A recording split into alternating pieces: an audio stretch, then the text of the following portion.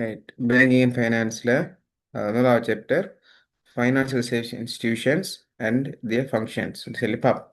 அதாவது நிதி நிறுவனங்களும் நிதி வழங்கக்கூடிய நிறுவனங்களும் அதனுடைய ஃபங்க்ஷன் சம்மந்தமாகவும் இந்த சாப்டரில் நம்ம பார்ப்போம். இந்த சாப்டரில் வந்துட்டு நம்ம பார்க்க வேண்டிய விஷயங்கள் the classification of financial service institutions. இப்போ அந்த ஃபைனான்சியல் சர்வீஸை வழங்குற நிறுவனங்களை எப்படி நம்ம வகைப்படுத்தலாம், அதோட பண்புகள் என்ன, இந்த இந்த நிறுவனங்கள் பேங்கிங் ஃபைனான்ஸ் நிறுவனங்கள்ற அதில் இந்த இந்த பொருளாதாரத்தில் ரோல் என்ன, அதில் முக்கியத்துவம் என்ன, இலங்கையில் என்னென்ன ஃபைனான்சியல் நிறுவனங்கள் இருக்குது, அது இலங்கை மத்திய வங்கி அதில் அதனுடைய ஃபங்க்ஷனுகள், அது மாதிரி இலங்கையில் காணப்படுகின்ற நிதி சம்பந்தமாக இருக்கிற சட்டங்கள் பார்ப்போம். இப்போ what is financial service institution அப்படின்றா என்ன சொன்னால், இப்போ நீங்கள் உங்களுக்கு தெரியும் ஃபைனான்ஸ் சம்மந்தப்பட்ட, அதாவது காசு சம்மந்தப்பட்ட சேவைகள் வழங்குற இப்போ ஒரு நிறுவனமாக எடுத்துக்கொண்டா அந்த நிறுவனம் வந்துட்டு உங்களுக்கு காசாக சேவைகள் வழங்கும். காசுக்கு சேவை வழங்குற வேற, காசே ஒரு ஒரு மணியே ஃபைனான்ஸையே ஒரு சேவிஸாக வழங்குற. உதாரணமாக இந்த பேங்க்கு என்ன ப்ராடக்ட்னு பார்த்த உடனே பேங்க் வந்துட்டு எந்த பொருளையோ விற்கிறல்ல, அப்படி வேறு ஏதாவது சர்வீஸ் உதாரணமாக என்னது கன்சல்டன்ட் சர்வீஸ், அது மாதிரி அந்த என்னது அந்த செக்யூரிட்டி சர்வீஸ், கிளீனிங் சர்வீஸ், அது மாதிரி கன்ஸ்ட்ரக்ஷன் சர்வீஸ், இதெல்லாம் இப்படிலாம் செய்யறல சர்வீஸ். அது வந்துட்டு காசு சம்பந்தமான காசு சம்பந்தப்பட்ட விஷயங்களை தான் அது சர்வீஸாக வழங்குது. அதான் ஃபைனான்ஸ் சர்வீஸ் இன்ஸ்டிடியூஷன் சொல்லுவோம், நிதி நிறுவனங்கள் அப்படிதான் இருக்கும். பேங்குகளை சொல்லலாம், அது மாதிரி இன்சூரன்ஸ் கம்பெனிகளை சொல்லலாம், புரோக்கர் ஷேர் புரோக்கர் சம்மந்தப்பட்ட கம்பெனிகளை சொல்லலாம், அது மாதிரி ஃபைனான்ஸ் அட்வைஸ் பண்ணுற கம்பெனிகள், அது மாதிரி லோன் கொடுக்கறது, சேவிங் சம்மந்தமானது, பவுனிங் அடகு அடகு நகை வைக்கிறது, இன்வெஸ்ட்மெண்ட் பேங்கிங், இப்படி பல்வேறு வகையான சேவைகள். இது என்னதுன்னா காசு சம்மந்தப்பட்ட சேவைகள் மட்டும்தான் அது வழங்கும்.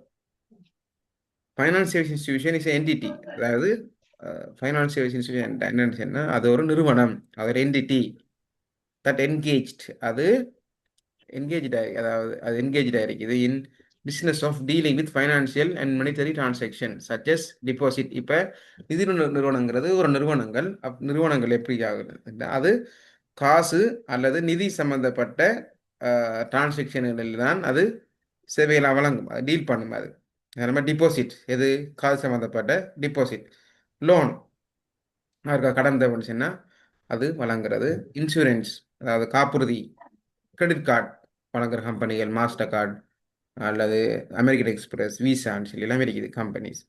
அது மாதிரி இன்வெஸ்ட்மெண்ட் தனி கேன்ரிச் ஃபைனான்ஸ், அது மாதிரி அமானா இன்வெஸ்ட்மெண்ட், இப்படிலாம் நிறைய இன்வெஸ்ட்மெண்ட் இருக்குது. கரன்சி எக்ஸ்சேஞ்ச், இப்போ உங்களுக்கு ஃபாரின் எக்ஸ்சேஞ்ச் இந்தியன் ருபீஸ் அல்லது யூஎஸ் டாலர் தேவைச்சுன்னா நீங்கள் ஒரு இடத்துல போய் அதை மாற்றிக்கொள்றீங்க.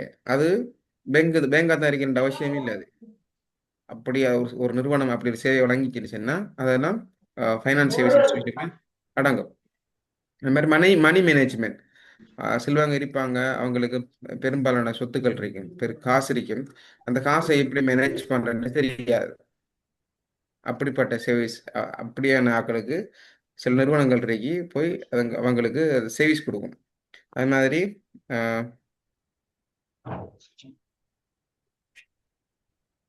அது மாதிரி பாருங்க, ப்ரொவைட் இன்ஃபர்மேஷன். இப்போ ஷேர் மார்க்கெட்டை பொறுத்த வரைக்கும் எந்த ஷேர் வாங்கலாம், எது எதிர்காலத்தில் நல்ல விலை போகுங்கிற சம்மந்தமான இன்ஃபர்மேஷனுகள்.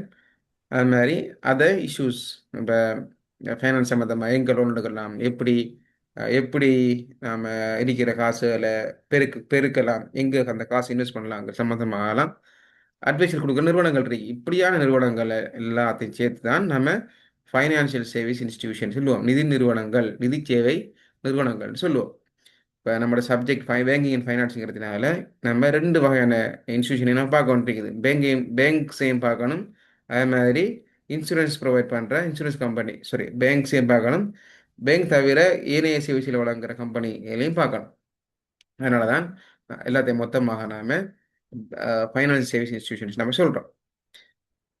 ஃபைனான்சியல் இன்ஸ்டிடியூஷன் வந்துட்டு பொதுவாக ஃபைனான்சியல் லோஸ் அரசாங்கத்தினால அந்த நிதி நிதி செயற்பாடுகளை கட்டுப்படுத்துறதுக்கு அரசாங்கம் சில அதிகாரம் பெற்ற நிறுவனங்களை வச்சிருக்குது. அது மாதிரி சட்டங்களையும் வச்சிருக்குது. உதாரணமாக காசு பிரிண்ட் பண்ணுறேன்னு சொன்னால் அரசாங்கம் தான் பிரிண்ட் பண்ணணும். அது காசு எப்படி இருக்கணும், யார் சைன் பண்ணணும், எப்படி இருக்கணும், அதில் வெலிடிட்டி என்ன, இது யார் அக்செப்ட் பண்ணலாம், இதை பெறுமதி என்ன, இது எல்லாத்தையும் மனிட்டரி லோ ஆக்ட்னு சொல்லி ஒன்று இருக்கு. அதுதான் என்ன செய்யும், அந்த லோயின் அடிப்படையில் தான் அது பிரிண்ட் பண்ணுது. அதே மாதிரி வங்கிகள் இருக்கு. வங்கிகள் எவ்வாறு தொழிற்படணும், அந்த வங்கியை யார் சூப்பர்வைஸ் பண்ணுற, வங்கியில கட்டமைப்பு எப்படி இருக்கணும், வங்கிகள் நிலையான தன்மையை பேணுறதுக்கு யார் அதை உறுதிப்படுத்தணும், என்ன மெக்கானிசம், என்ன உத்தியல் மூலமாக பேங்குகளை நம்ம பதிவு செய்யலாம், பேங்குகளை நிர்வாகம் செய்யலாம், இன்சூரன்ஸ் கம்பெனி நிர்வாகம் செய்யலாம், புரோக்கர்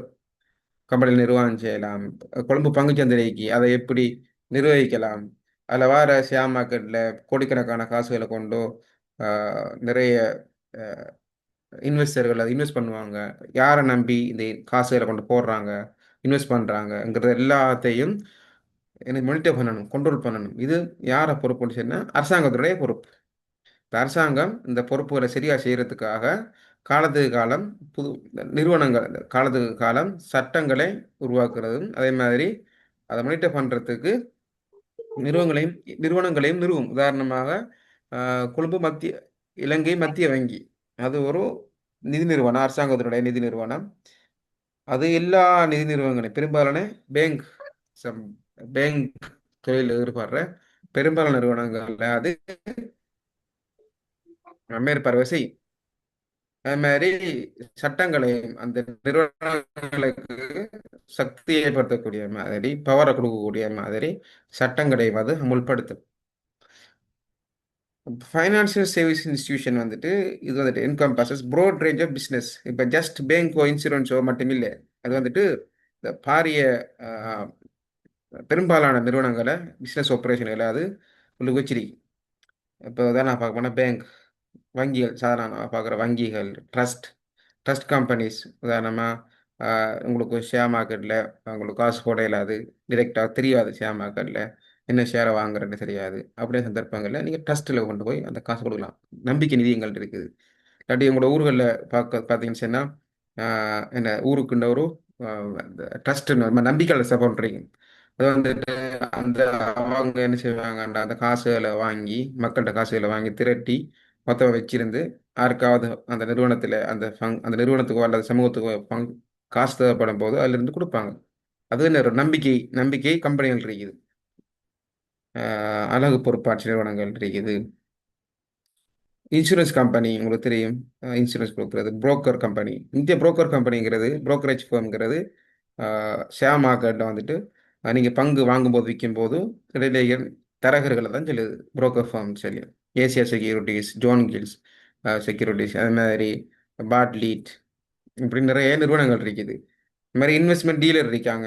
இன்வெஸ்ட்மெண்ட் டீலர்னு சொன்னால் இப்போ நீங்கள் என்னது இன்வெஸ்ட்மெண்ட் சம்மந்தமாக என்னது நீங்கள் புரோக்கருங்கிறது கொண்டு வந்து தருவார். என்னது யாரு, அந்த விற்பனையாளரையும் வாங்குறவரையும் கனெக்ட் பண்ணுறது தான் புரோக்கர்.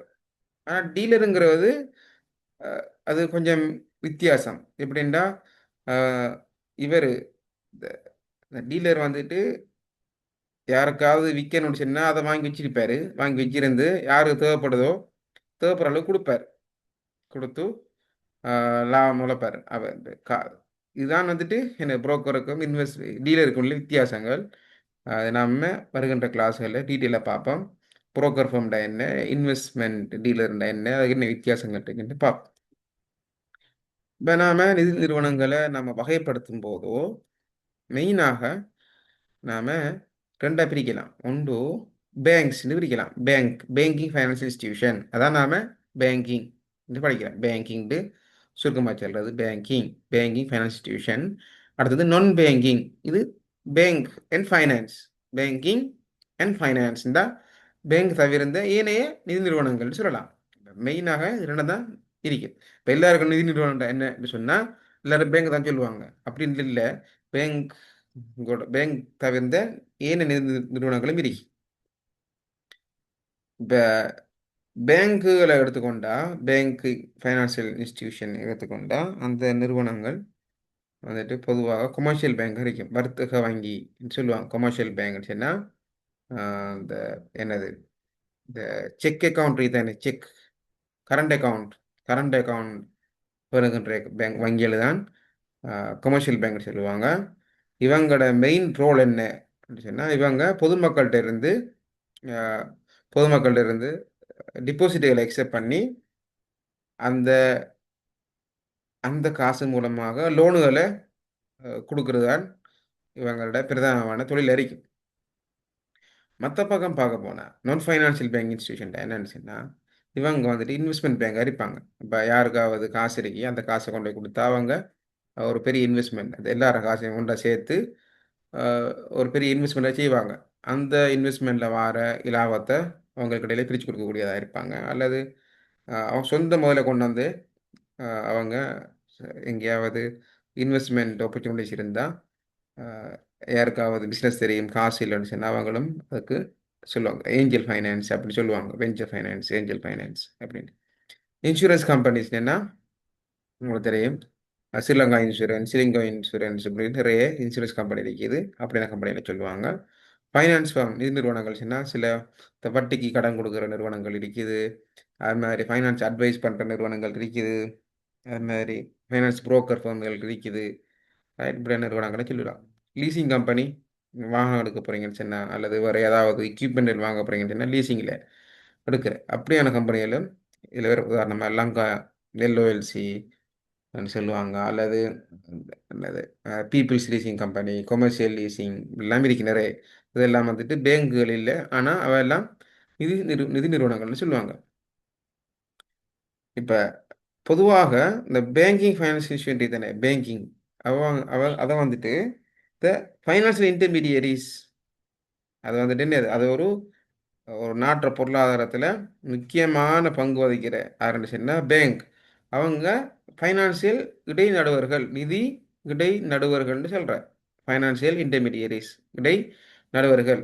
அவங்க என்ன செய்வாங்கடா, அவங்க middle man, act as a middle man between depositor அல்லது supplier of fund and lend who are using the fund. இப்போ இவங்களோட தொழில் என்ன அப்படின்னா,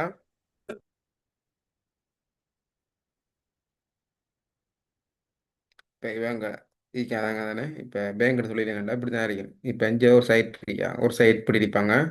அவங்கள்ட்ட வந்துட்டு காசு எக்ஸஸ் அடிக்கும், நிறைய காசு இருக்கும். சரிதானே, நிறைய காசு இருக்குது. அவங்களுக்கு காசு என்ன செய்யறதுன்னு தெரியா, எக்ஸஸ் மணி. சரிதானே, காசு கூட இருக்கு. இன்னும் கொஞ்சம் இருக்காங்க, அவங்க வந்துட்டு என்னது காசு இல்லை. இப்போ பாருங்க, இவங்க இருக்காங்க, இவங்களுக்கு காசு இல்லை.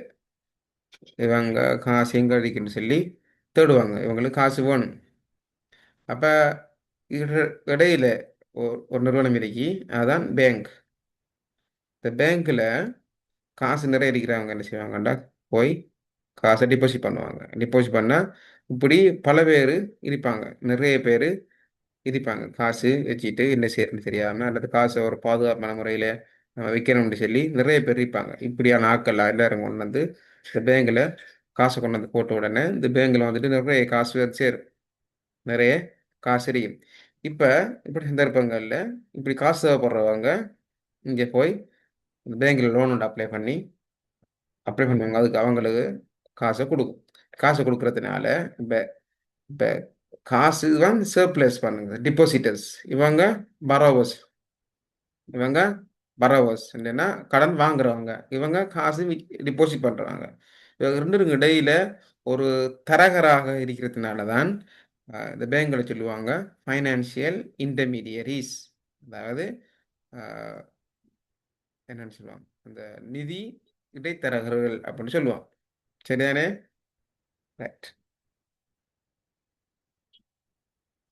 அதான் நான் சொல்லுது. அவர் ஒரு middle man between depositors or supplier of fund and lend who are use of fund. இப்போ அந்த மணியை டிபாசிட் பண்ண மணியை யூஸ் பண்ணுற ஆரம்பிச்சுன்னா லோன் எடுக்கிறவங்க அவங்க லோனை யூஸ் பண்ணுவாங்க. இப்போ மெயின் டாஸ்க் அவங்களோட மெயின் மெயின் ஜாப் என்னச்சுன்னா இது பேங்குகள மெயின் தொழில் பிரதான தொழில் என்ன எக்ஸெப்ட் டிபாசிட்ஸ் மக்கள்கிட்ட இருந்து பொதுமக்கள்கிட்ட இருந்து டிபாசிட்டை பெற்றுக்கொள்றது சரியான சேமிப்புகளை எடுத்துக்கொள்றது தான் பிரதான தொழில் அவங்க. அண்ட் தென் அது பிறகு use those fund to offer loan. இதோட ஃபங்க்ஷன் பேங்கோட ஃபங்க்ஷன் காசு மிச்சம் வரைகிறாக்கள்கிட்ட அந்த காசை வாங்கி அதை அவங்களோட கஸ்டமருக்கு லோனாக கொடுப்பாங்க. who will return who will turn utilize them to fund purchase. சரியானே. இப்போ காசு மிச்சமாக இருக்கிறாக்கள் காசை கொண்டு பேங்கில் போட்டால் காசு தேவைப்படுறாக்கள் இருப்பாங்க கஸ்டமர் அவங்க லோனை கொடுப்பாங்க. அந்த லோனை வச்சு அவங்களுக்கு தேவையான பொருட்களை வாங்கி கொள்வாங்க. எஜுகேஷன் லோனை கொடுப்பாங்க. ரைட். அல்லது பிஸ்னஸ் எக்ஸ்பேண்ட் பண்ணணும்னு சொன்னால் பிஸ்னஸை பிரிப்பிக்கணும் பெருசாக்கணும்னு சொன்னால் அவங்களுக்கு அதுக்கு லோன் கொடுப்பாங்க. அல்லது பேங்கில் லோன் எடுத்து ஏதாவது இன்வெஸ்ட்மெண்ட் செய்யலாமா இருந்தால் அதுக்கும் அவங்க கொடுப்பாங்க. இதான் அவரோட தொழில். இப்போ பேங்குக்கு சொந்தமாக சொந்த காசை வச்சு லோன் கொடுக்க மாட்டேன் பெரும்பாலும் பொதுமக்கள்கிட்ட இருந்து அந்த காசை வாங்கி அதை தான் மற்ற கஸ்டமருக்கு லோனாக கொடுப்பாங்க. பாருங்க பேங்க் மேக் மணி. இப்போ ஒரு பேங்குகள் எவ்வாறு அந்த மேக் மணிங்கிறது மேக் மணி அப்படின்னு சொன்னால் இலாபம் அடைகிற எப்படி பார்க்கும்போதோ பேங்க் வந்துட்டு இப்போ பொதுமக்கள்கிட்ட இருந்து டிபாசிட் பண்ணால் அந்த டிபாசிட் பண்ணுறவங்களுக்கு சின்ன அமௌண்ட் ஒன்று கொடுக்கும். சரிதானே. சின்ன டிபாசிட் ஒன்று அது சொல்கிற இன்ட்ரெஸ்ட் எக்ஸ்பென்சஸ் ஒரு 8% ஒரு 6% வட்டி கொடுக்கும் டிபாசிட் பண்ணுறாங்களுக்கு. அந்த சரியான அந்த டிபாசிட்டை வச்சு ஒரு 16% அல்ல 20% வார லோனுக்கு கொடுக்குற லோனுக்கு வட்டி சார்ஜ் பண்ணுவாங்க. வடலைக்கு வித்தியாசம் கிட்டத்தட்ட 12% வந்துட்டு பேங்குக்கு வருமானமாக கிடைக்கும். இந்த இந்த அந்த கேப் தான் பேங்குகள் லாபமாக இருக்கும். Banks makes money that they receive from deposits, sometime in assets, financial securities, but mostly in the loan. இப்போ பேங்குகளுக்கு லாபம் எப்போன்னு சொன்னால் லோன் கொடுக்கும்போது தான் லாபம் வரும். டிபாசிட்டுங்கிறது டிபாசிட் பண்ணின கஸ்டமர் அவங்களுக்கு பேங்க் இன்ட்ரெஸ்ட் கொடுக்கும். அந்த இன்ட்ரெஸ்ட் வந்துட்டு பேங்குக்கு ஒரு செலவு. சரி, பேங்குக்கு ஒரு செலவு வரைக்கும். அந்த செலவை கவர் பண்ணுற எப்படின்னு சொன்னால் அந்த லோன் கொடுக்கும் அந்த காசை வச்சு லோன் கொடுக்கும் தானே லோனில் கொடுத்து வார வட்டியை வச்சு தான் அவங்க அந்த செலவு ஈடு செய்கிறாங்க. சில நேரங்களில் சரிதானே பேங்க் ஆல்சோ பேமெண்ட் ஏஜெண்டாக இருக்காங்க. ஏஜென்ட் சொன்னால் நீங்கள் ஒரு எலக்ட்ரிசிட்டி பில் ஒன்று பே பண்ணணும். நீங்கள் பெரும்பாலும் எலக்ட்ரிசிட்டி பில்லோ டெலிஃபோன் பில்லோ நீங்கள் டிரெக்டாக போய் அந்த சிஇபிக்கு போய் பே பண்ண மாட்டீங்க. பேங்க் மூலமாக பேங்க் அப் மூலமாகவோ அல்லது பக்கத்தில் இருக்கிற பேங்க்குக்கு போய் தான் நீங்கள் பே பண்ணுவீங்க. அதனால் இது சொல்கிறாங்க பேமெண்ட் ஏஜென்ட் சொல்லுவாங்க.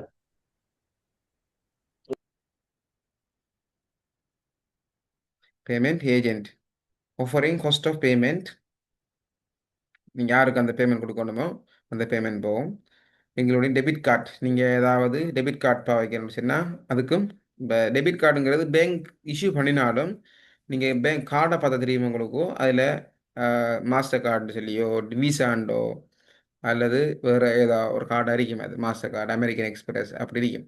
இப்போ அது அந்த சேவிஸில் வழங்கும். அதுக்கு பேமெண்ட்டில் டெபிட் கார்டு கிரெடிட் கார்டு சேவிஸ் cheque facility direct deposit facility bank draft. இப்போ பேங்கோட பிரதான தொழில் பொதுமக்கள் இருந்த டிபாசிட்டை வாங்கி லோன் கொடுக்குறதா இருந்தாலும் இது வந்துட்டு ஒவ்வொரு சேவையிலும் செய்யும். எப்படின்னா மெயினாக அது பேமெண்ட் ஏஜெண்டாக தான் செய்கிற ஒரு பேமெண்ட் ஏஜென்ட் என்னது முகாமை கொடுக்கல் வாங்கல் முகாமை செய்கிற முகவராக தான் சிவா பண கொடுக்கல் வாங்கல் முகவராகத்தான் பெரும்பாலும் செய்கிறேன். இப்போ டெபிட் கார்டு யூஸ் பண்ணுறதால கிரெடிட் கார்டு யூஸ் பண்ணுறதால பேங்குகளுக்கு பெரிய அளவான லாபம் கிடைக்கும். ஒவ்வொரு தரமும் நீங்கள் கார்டை ஸ்வைப் பண்ணும்போதும் அந்த பேங்குக்கு 3% 2% எப்பயும் கமிஷன் போயிட்டே இருக்கும். அதனால தான் பெரும்பாலான கடைகளில் சூப்பர் மார்க்கெட்டாக இருந்தாலும் சரி தான் அல்லது டெக்ஸ்டைல் இருந்தாலும் சரிதான் கேஷ் பேமெண்ட்டை ஊக்குவிக்காமல் கார்ட் பேமெண்ட்டை ஊக்குவிப்பாங்க பேங்க்ஸ். என்ன காரணம் சொன்னால் அவங்களுக்கு அந்த கார்டு யூஸ் பண்ணுற ஒவ்வொரு ஸ்வைப் பண்ணுற ஒவ்வொரு டைம்லையும் அவங்களுக்கு கமிஷன் போய்கிட்டே இருக்கு. சரி. The primary purpose of deposit fund in the banks are convenient. பொதுமக்கள் ஏன் அந்த பேங்க்ல காசை கொண்டு போடுறாங்க அப்படின்னா வீட்டை காசு வச்சுக்கிறது அவ்வளோ சேஃப் இல்லை. அதே மாதிரி பொக்கெட்டில் நிறைய மணியை வச்சு பர்ஸில் நிறைய மணியை வச்சு வெளியே போகும்போது செக்யூரிட்டி இஷ்யூஸ் இருக்கும். பெரிய அமௌண்ட் மணி எடுத்து போயிடலாம். உதாரணமாக யாழ்ப்பாணத்துக்கு நீங்கள் பெரிய அமௌண்ட் ஒன்று எடுத்து போகணும் கோல்டில் இருந்து. அதுக்கு போகும்போது நீங்கள் பெரிய அமௌண்ட் எடுத்து போயிடலாம். ஒரு கோடி காசு எடுத்து போகணும். எடுத்து போக இயலாது. அப்போ என்ன செய்வீங்க? பேங்கில் போய் அந்த காசை போட்டுட்டு ஜெஃப்னாவுக்கு போய் அங்கே இருக்கிற பேங்கில் போய் காசு விட்ரா பண்ணீங்க. இது என்னடா கன்வீனியன்ட். நமக்கு ஒரு லேஸ் அடிக்கி நமக்கு சுகம் அடிக்கி நமக்கு. அதனால அப்படி பேங்கில் நிறைய பேர் டெபாசிட் பண்ணுறாங்க. சிலவங்க என்ன செய்வாங்கண்டா காசு விட்டு இருந்தா காசு எந்த வருமானம் உழைக்காது. அதனால பேங்கில் காசை பேங்கில் போட்டு அதில் பேங்க் தர சின்ன ஒரு வட்டி தரும். அந்த வட்டிக்காகவும் அந்த வட்டி சிலருக்கு வருமானம். உதாரணமாக இந்த பென்ஷன் போகிற ரிட்டையர்மெண்ட்டில் வரவங்க அவங்களுக்கு ஜப் போட்டு ரிட்டையர் பண்ணும்போது இனி தொடர்ந்து பெரிய வருமானம் இருக்க மாட்டேன். அவங்க இடிஎஃப் இபிஎஃப் காசுகளை எடுத்து இந்த மில்லியன் கணக்கில் காசு வரும். அந்த காசை கொண்டு போய் பேங்கில் டெபாசிட் பண்ணுவாங்க. பேங்கில் டெபாசிட் பண்ணும்போது அந்த டெபாசிட்டுக்கு இன்ட்ரெஸ்ட் கொடுக்கும். அதனால தான் கவர்மெண்ட் சொல்லுதோ சீனியர் சிட்டிசன் 60 வயசுக்கு மேற்பட்டவங்க பேங்கில் டிபாசிட் பண்ணும்போது அவங்களுக்கு 15% இன்ட்ரெஸ்ட் மாதிரி கொடுங்க சொல்லி சில காரணமாக தான். அவங்களுக்கு ஒரு வருமானம் மட்டும் இல்லை. அதனால் அது ஒரு இன்கம் அவங்களுக்கு சொல்லி வரும். அது மாதிரி சேஃப்டி வீட்டை காசு வச்சுருந்தா திருட்டு போகலாம் அல்லது வேறு ஏதாவது நடக்கலாங்கிற காரணத்தினால அதை பேங்கில் போடுவாங்க. அது மாதிரி banks ability to lend out of fund. இப்போ எடுத்த காசுல இருந்து டிபாசிட் பண்ண காசுல இருந்து தான் லோன் கொடுக்கணும். இப்போ அது எதை டிசைட் பண்ணுறேன்னா எப்படி எவ்வளோ இப்போ கஸ்டமர் போடுற காசு எல்லாத்தையும் கொண்டு போய் பேங்க் லோனாக கொடுக்காது. சரி, லோனை கொடுத்தா இப்போ டெபாசிட் பண்ண கஸ்டமர் வந்துட்டு காசை கேட்டால் பேங்கில் காசு இருக்காது. ஏன்? காசு வெளியில் போயிடுது, லோனாக போயிடுது. அப்போ எல்லா காசையும் அவர் கொடுக்க இயலாது. அதை தீர்மானிக்கிற இப்படி சொன்னால் the bank's ability to lend fund is determined தீர்மானிக்கப்படுகிறது by the amount of excess reserve and the ratio of cash reserve held by the bank. இப்போ ஒவ்வொரு வங்கிக்கும் ஒரு கணக்கு ஒன்று இருக்குது. நாம மொத்தமாக ஒரு 100 கோடி காசு இருக்குன்னு சொன்னால் அதில் ஒரு 20% காசு தான் கையில் வச்சுக்கும். மீதி ஒரு 80% காசை வந்துட்டு அது பேங்க் லோனாக கொடுத்துருக்கும். இந்த 20% எடுத்துக்கிட்டுச்சுன்னா வார கஸ்டமர் ஏதாவது வந்தால் அதை அப்போ செட்டில் பண்ணுறதுக்காக வச்சுக்கிறேன். சில ஒரு பேங்கில் ஒரு நாளைக்கு பெரும்பாலான கஸ்டமர் டிபாசிட் பண்ணுவாங்க. சில கஸ்டமர் தான் விட்ரோ பண்ணுவாங்க. அப்படி இருக்கும். இப்போ அந்த விட்ரோ பண்ணுற ஆக்களுக்காக தான் என்ன செய்வாங்கன்னா காசை வச்சிருப்பாங்க. It is relatively easy for a bank to raise fund as certain accounts such as demand deposit pay no interest. இப்போ அந்த கரண்ட் அக்கவுண்ட் வச்சுக்கிறதால பேங்குக்கு ஒரு வகையில் லாபம். ஏண்டா நீங்கள் சேவிங் அக்கௌண்ட் அந்த காசை கொண்டு சேவிங் அக்கௌண்ட்டில் போட்டால் நீங்கள் அந்த அந்த சேவிங் அமௌண்ட்டுக்கு வட்டி எதிர்பார்ப்பீங்க. ஆனால் கரண்ட் அக்கௌண்ட்டில் போட்டால் வட்டி கிடையாது. ஆனால் நீங்கள் நினைச்ச நேரம் அந்த காசை எடுக்கலாம். செக் வரைகிறதுனால செக் எழுதுறதால அந்த காசை நீங்கள் எடுக்கலாம். This means no cost. இப்போ அது வந்துட்டு என்னது? No cost incurred by the bank in attracting deposit for demand deposit account. அதனால தான் என்ன செய்கிற இந்த பேங்குகள் கரண்ட் அக்கௌண்ட்டுகளை ஓப்பன் பண்ணி ரொட்டேட் பண்ணுற காசை. இப்போ மற்ற பக்கம் பார்க்கும்போது நான் பேங்கிங் ஃபைனான்ஸ் இன்ஸ்டிடியூஷனை பார்த்தா அது வந்துட்டு வழங்குது offers range of finance service. நிறைய சர்வீஸில் வழங்குது. இன்வெஸ்ட்மெண்ட் பேங்க் அதை பொறுத்த வரைக்கும் ஆஃபர் சர்வீசஸ் டு கோஆப்ரேஷன்ஸ். இப்போ கோஆப்ரேஷனுங்கிறது நிறுவனங்கள் கம்பெனிகளை தான் சொல்லுது. இன்வெஸ்ட்மெண்ட் பேங்க் வந்து services to corporations which include underwriting of debt and share issue. இப்போ உங்களுக்கு தெரியும் சில கம்பெனி ப்ரைவேட் கம்பெனி இருக்கிறது ஒரு கலம்பு பங்குச் சந்தையில் ஐபிஓ மூலமாக ஒரு பப்ளிக் கம்பெனியாகவே இருக்கும். பிரைவேட் கம்பெனி பப்ளிக் கம்பெனியாக மாறும். மாறும் சந்தர்ப்பத்தில் சந்தர்ப்பம் சந்தர்ப்பத்தில் பிரைவேட் லிமிட்டடாக இருக்கிறது தானே பப்ளிக்காக போகும்போது நிறைய ஷேர்ஸுகளை பப்ளிக் பொதுமக்களை விற்கும், அல்லது கடன் பத்திரங்களையும் விற்கும். கடன் பத்திரம் விற்கும் போதோ இப்போ டிரெக்டாக அவங்களால இந்த ஷேர்களையோ அல்லது கடன் பத்திரங்களையோ டிரெக்டாக அவங்களால பொதுமக்களுக்கு கொண்டு விற்கல, கொண்டு போய் சேர்க்க இயலாது. அதன் காரணமாக இங்கே இந்த பேங்குகளை ஸ்பெஷலாக வந்துட்டு டெவலப்மெண்ட் பேங்க்னு சொல்லுவாங்க, இன்வெஸ்ட்மெண்ட் பேங்க் அல்லது டெவலப்மெண்ட் பேங்க்கள் இருக்குது. அப்படி இந்த பேங்குகளை அப்ரோச் பண்ணி அவங்க அந்த ஷேரில் கொடுப்பாங்க, அந்த ஷேரை விற்றுத்தாங்கன்னு சொல்லி. அப்படியே அர்த்தம் சொல்கிறது அண்டர் ரைட்டிங். அண்டர் ரைட்டிங் என்ன என்னது பொறுப்பெடுக்கிற அவ்வளோ அந்த ஷேரையோ அல்லது கடன் பத்திரங்களையோ பொறுப்பெடுப்பாங்க. செக்யூரிட்டிஸ் ட்ரேடிங் இப்போ அந்த என்னது ஷேர்களை வாங்கி விற்கிறது, ரைட். Broker security trading. செக்யூரிட்டிங்கிறது பங்குகளை தான் சொல்கிறேன். பங்குகள், கடன் பத்திரங்கள் அல்லது பங்கு பத்திரங்கள். இன்வெஸ்ட்மெண்ட் காசு கொண்டு எங்காவது இன்வெஸ்ட் பண்ணுறது. Cooperate advisory service. இப்போ வங்கி அந்த சில நிறுவனங்கள் லாபம் உழைச்சாலும் தொடர்ந்து நட்டமே தான் காட்டும். அது நட்டத்தான் மாற காரணம் என்னன்னு சொன்னால் அவங்க தன் நிதியை சிறப்பான முறையில் பயன்படுத்தாதால அவங்க அவங்க இப்போ அது என்னது நட்டத்தை காட்டுது. க்ரோஸ் ப்ராஃபிட்ங்கிற மொத்த லாபம் வந்துட்டு பாசிட்டிவாக இருந்தாலும் அங்கே நெட் ப்ராஃபிட் பார்க்கும்போது நெகட்டிவாக இருக்கிற காரணம் என்னென்னு பார்த்தா அந்த சரியான அந்த ஃபைனான்சியல் மேனேஜ்மெண்ட் இல்லை, ட்ரெஸரி ஃபங்க்ஷன் ஒழுங்காக செயற்படலை. அதன் காரணமாக பேங்க் நிறைய கம்பெனிகள் நட்டத்தை காட்டுற. இது எப்படி இந்த வகையான நட்டங்கள் ஈடு செய்யலாம், அல்லது கம்பெனி போகிற போக்க பார்த்தா மிக விரைவில் கம்பெனி நட்டமடையலாம், பங்குரோத்து நிலைமைக்கு போகலாம். நிலைமை வந்த உடனே அப்போ அந்த கம்பெனி நிர்வாகம் செய்கிற ஆக்களினால அது என்ன செய்யலாம்ன்ட்டு ஒரு முடிவு எடுக்கலாம். அதனால் என்ன செய்வாங்க, இன்னும் இந்த இப்படின்னு அட்வைஸ் பண்ணுறதுக்கு, ஃபைனான்ஸ் அட்வைஸ் பண்ணுறதுக்கு நிறுவனங்கள் இருக்கு. அப்படி நிறுவனங்கள் போய் அட்வைஸ் கேட்பாங்க. அது மாதிரி டெரிவேட்டிவ் டிரான்சாக்ஷன்ஸ். டெரிவேட்டிவ்ஸ் என்ன, இப்போ சில பத்திரங்கள் இருக்கு. என்ன உதாரணமாக அந்த நெல் வாங்கிற விற்கிற ஒயில், க்ரூட் ஒயில் சொல்லுவாங்க, மசகு எண்ணெய் வாங்கும்போது இப்போ உங்களுக்கு தெரியும் டீலர் மாதிரி இருப்பாங்க. அவங்க அந்த டிரெக்டாக உதாரணம் ஒயில் க்ரூட் ஒயில் மசகு எண்ணெய் வாங்கும்போது மசகு எண்ணெய் விற்கிற நிறுவனங்கள் அந்த என்னது அந்த அந்த பொருட்களை விற்க மாட்டான். பொருட்கள் அந்த மசகு எண்ணெய் விற்கிற உரிமையை தான் விற்கும். சரியான பிசிக்கல் டிரான்சாக்ஷன் நடக்க மாட்டான். இப்போ அப்படியான இதில் சொல்கிற டெரிவேட்டிவ்ஸ் டிரான்சாக்ஷன் சொல்லுவாங்க. டெரிவேட்டிவ்ஸ் அது நாம பின்னுக்கு வர ரிலேஷன்களில் படிப்போம். டெரிவேட்டிவ்ஸ்னா என்ன, அது எப்படி இயங்குது, எப்படி ஃபங்க்ஷன் ஆகுதுன்னு சொல்லி நம்ம பார்ப்போம். இப்போ இன்சூரன்ஸ் கம்பெனியை பார்த்தீங்கன்னா இது வந்துட்டு offer protection against specific loss. இப்போ நம்ம நட்டம் ஏற்பட்டால் இந்த நட்டத்திலிருந்து மீள்றதுக்கு இந்த இன்சூரன்ஸ் கம்பெனிஸ் நமக்கு உதவி செய்யும்.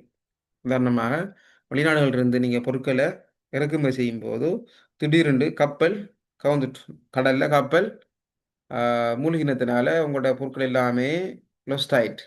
அப்படியான சந்தர்ப்பத்தில் என்ன செய்கிற, அதுக்கு இன்சூரன்ஸ் கம்பெனிஸ் உங்களுக்கு கிளைம் தரும்.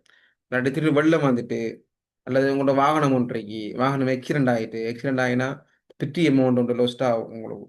அப்போ அந்த லொஸ்ட்ல இருந்து உங்களை காப்பாற்றுறதுக்காக மீட்கிறதுக்காக உங்களுக்கும் இன்சூரன்ஸ் கம்பெனிஸ் வந்துட்டு உங்களுக்கும் இன்சூரன்ஸ் ஆஃபர் பண்ணணும். Offer protection against specific losses for which insurance premium is paid. நீங்கள் எதுக்கு இன்சூரன்ஸ் ப்ரீமியம் பே பண்ணுறீங்களோ அதுக்கு தான் இன்சூரன்ஸ் கம்பெனி உங்களுக்கு பாதுகாப்பு தரும். உதாரணமாக நீங்கள் படிச்சிருப்பீங்க, காப்புறுதியில் வாகனம் உண்டோ ஆக்சிடெண்ட் அல்லது தீ காப்புறுதி செஞ்சுருந்தா வாகனம் உண்டோ கார் உண்டோ, இப்போ திடீரென்று சுனாமியோ அல்லது வெள்ளப்பெருக்கோ ஏற்பட்டு, ஆனால் உங்களோட இன்சூரன்ஸ் பாலிசியில் வந்துட்டு வெள்ள பாதுகாப்பு ஒன்றும் இல்லை, அந்த சுனாமி பாதுகாப்பு இல்லை. ஆனால் கார் டேமேஜ் ஆகிட்டு வெள்ளத்தினால அல்லது சுனாமினால, அப்போ உங்களுக்கு இன்சூரன்ஸ் கிடைக்காது. ஏன், உங்களோட இன்சூரன்ஸ் வந்துட்டு செஞ்சிருப்பீங்க. எதுக்குண்டா ஆக்சிடென்ட்டுகளுக்கு அல்லது ஃபயர் ஆக்சிடென்ட் அப்படி நடந்தால் அல்லது களவு இருந்தால் பாதுகாப்பு செஞ்சிருப்பீங்க. அது மாதிரி பென்ஷன் அண்ட் மியூச்சுவல் ஃபண்ட் ரெண்டு மாரி. பென்ஷன் ஃபண்ட் சொன்னால் இலங்கை இலங்கை போன்ற நாடுகளில் பென்ஷன் கொடுக்கறது அரசாங்கம் தான் கொடுக்கும். கவர்மெண்ட் ஜாப்பில் வேலை செஞ்சால் அவருக்கு பென்ஷன் கொடுக்குற அரசாங்கம். ஆனால் வெளிநாடுகள் அமெரிக்கா, யூரோப், ஆஸ்திரேலியா அப்படி வளர்ந்த நாடுகளில் பொதுவாக எல்லாரும் பென்ஷன் எடுக்கலாம். இப்போ தொழில் செய்கிறாலும் எடுக்கலாம், செய்யாதவர்களும் எடுக்கலாம். அப்போ என்ன அவர் என்ன செய்கிறேன்டா, பேங்கில் ஒவ்வொரு மாதமும் குறிப்பிட்ட ஒரு அமௌண்ட்டை சேர்த்து சேர்த்து சேர்த்து போவார்.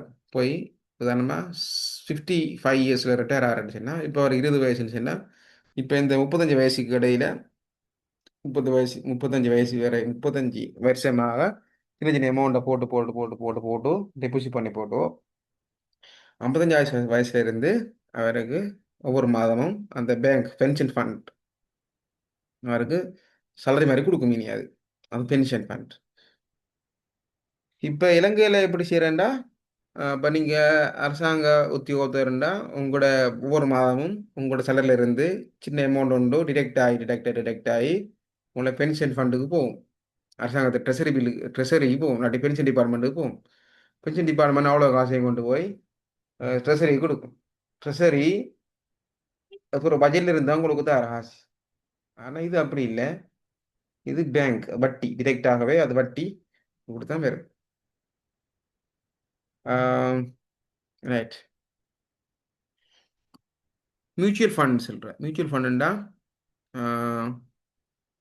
இப்போ எல்லாரும் சேர்ந்து ஒரு யூனிட் ட்ரஸ்ட் மாதிரி மியூச்சுவல் ஃபண்ட் எல்லாரும் சேர்ந்து அந்த காசை போடுவாங்க ஒரு இதில் மியூச்சுவல் ஃபண்டில்.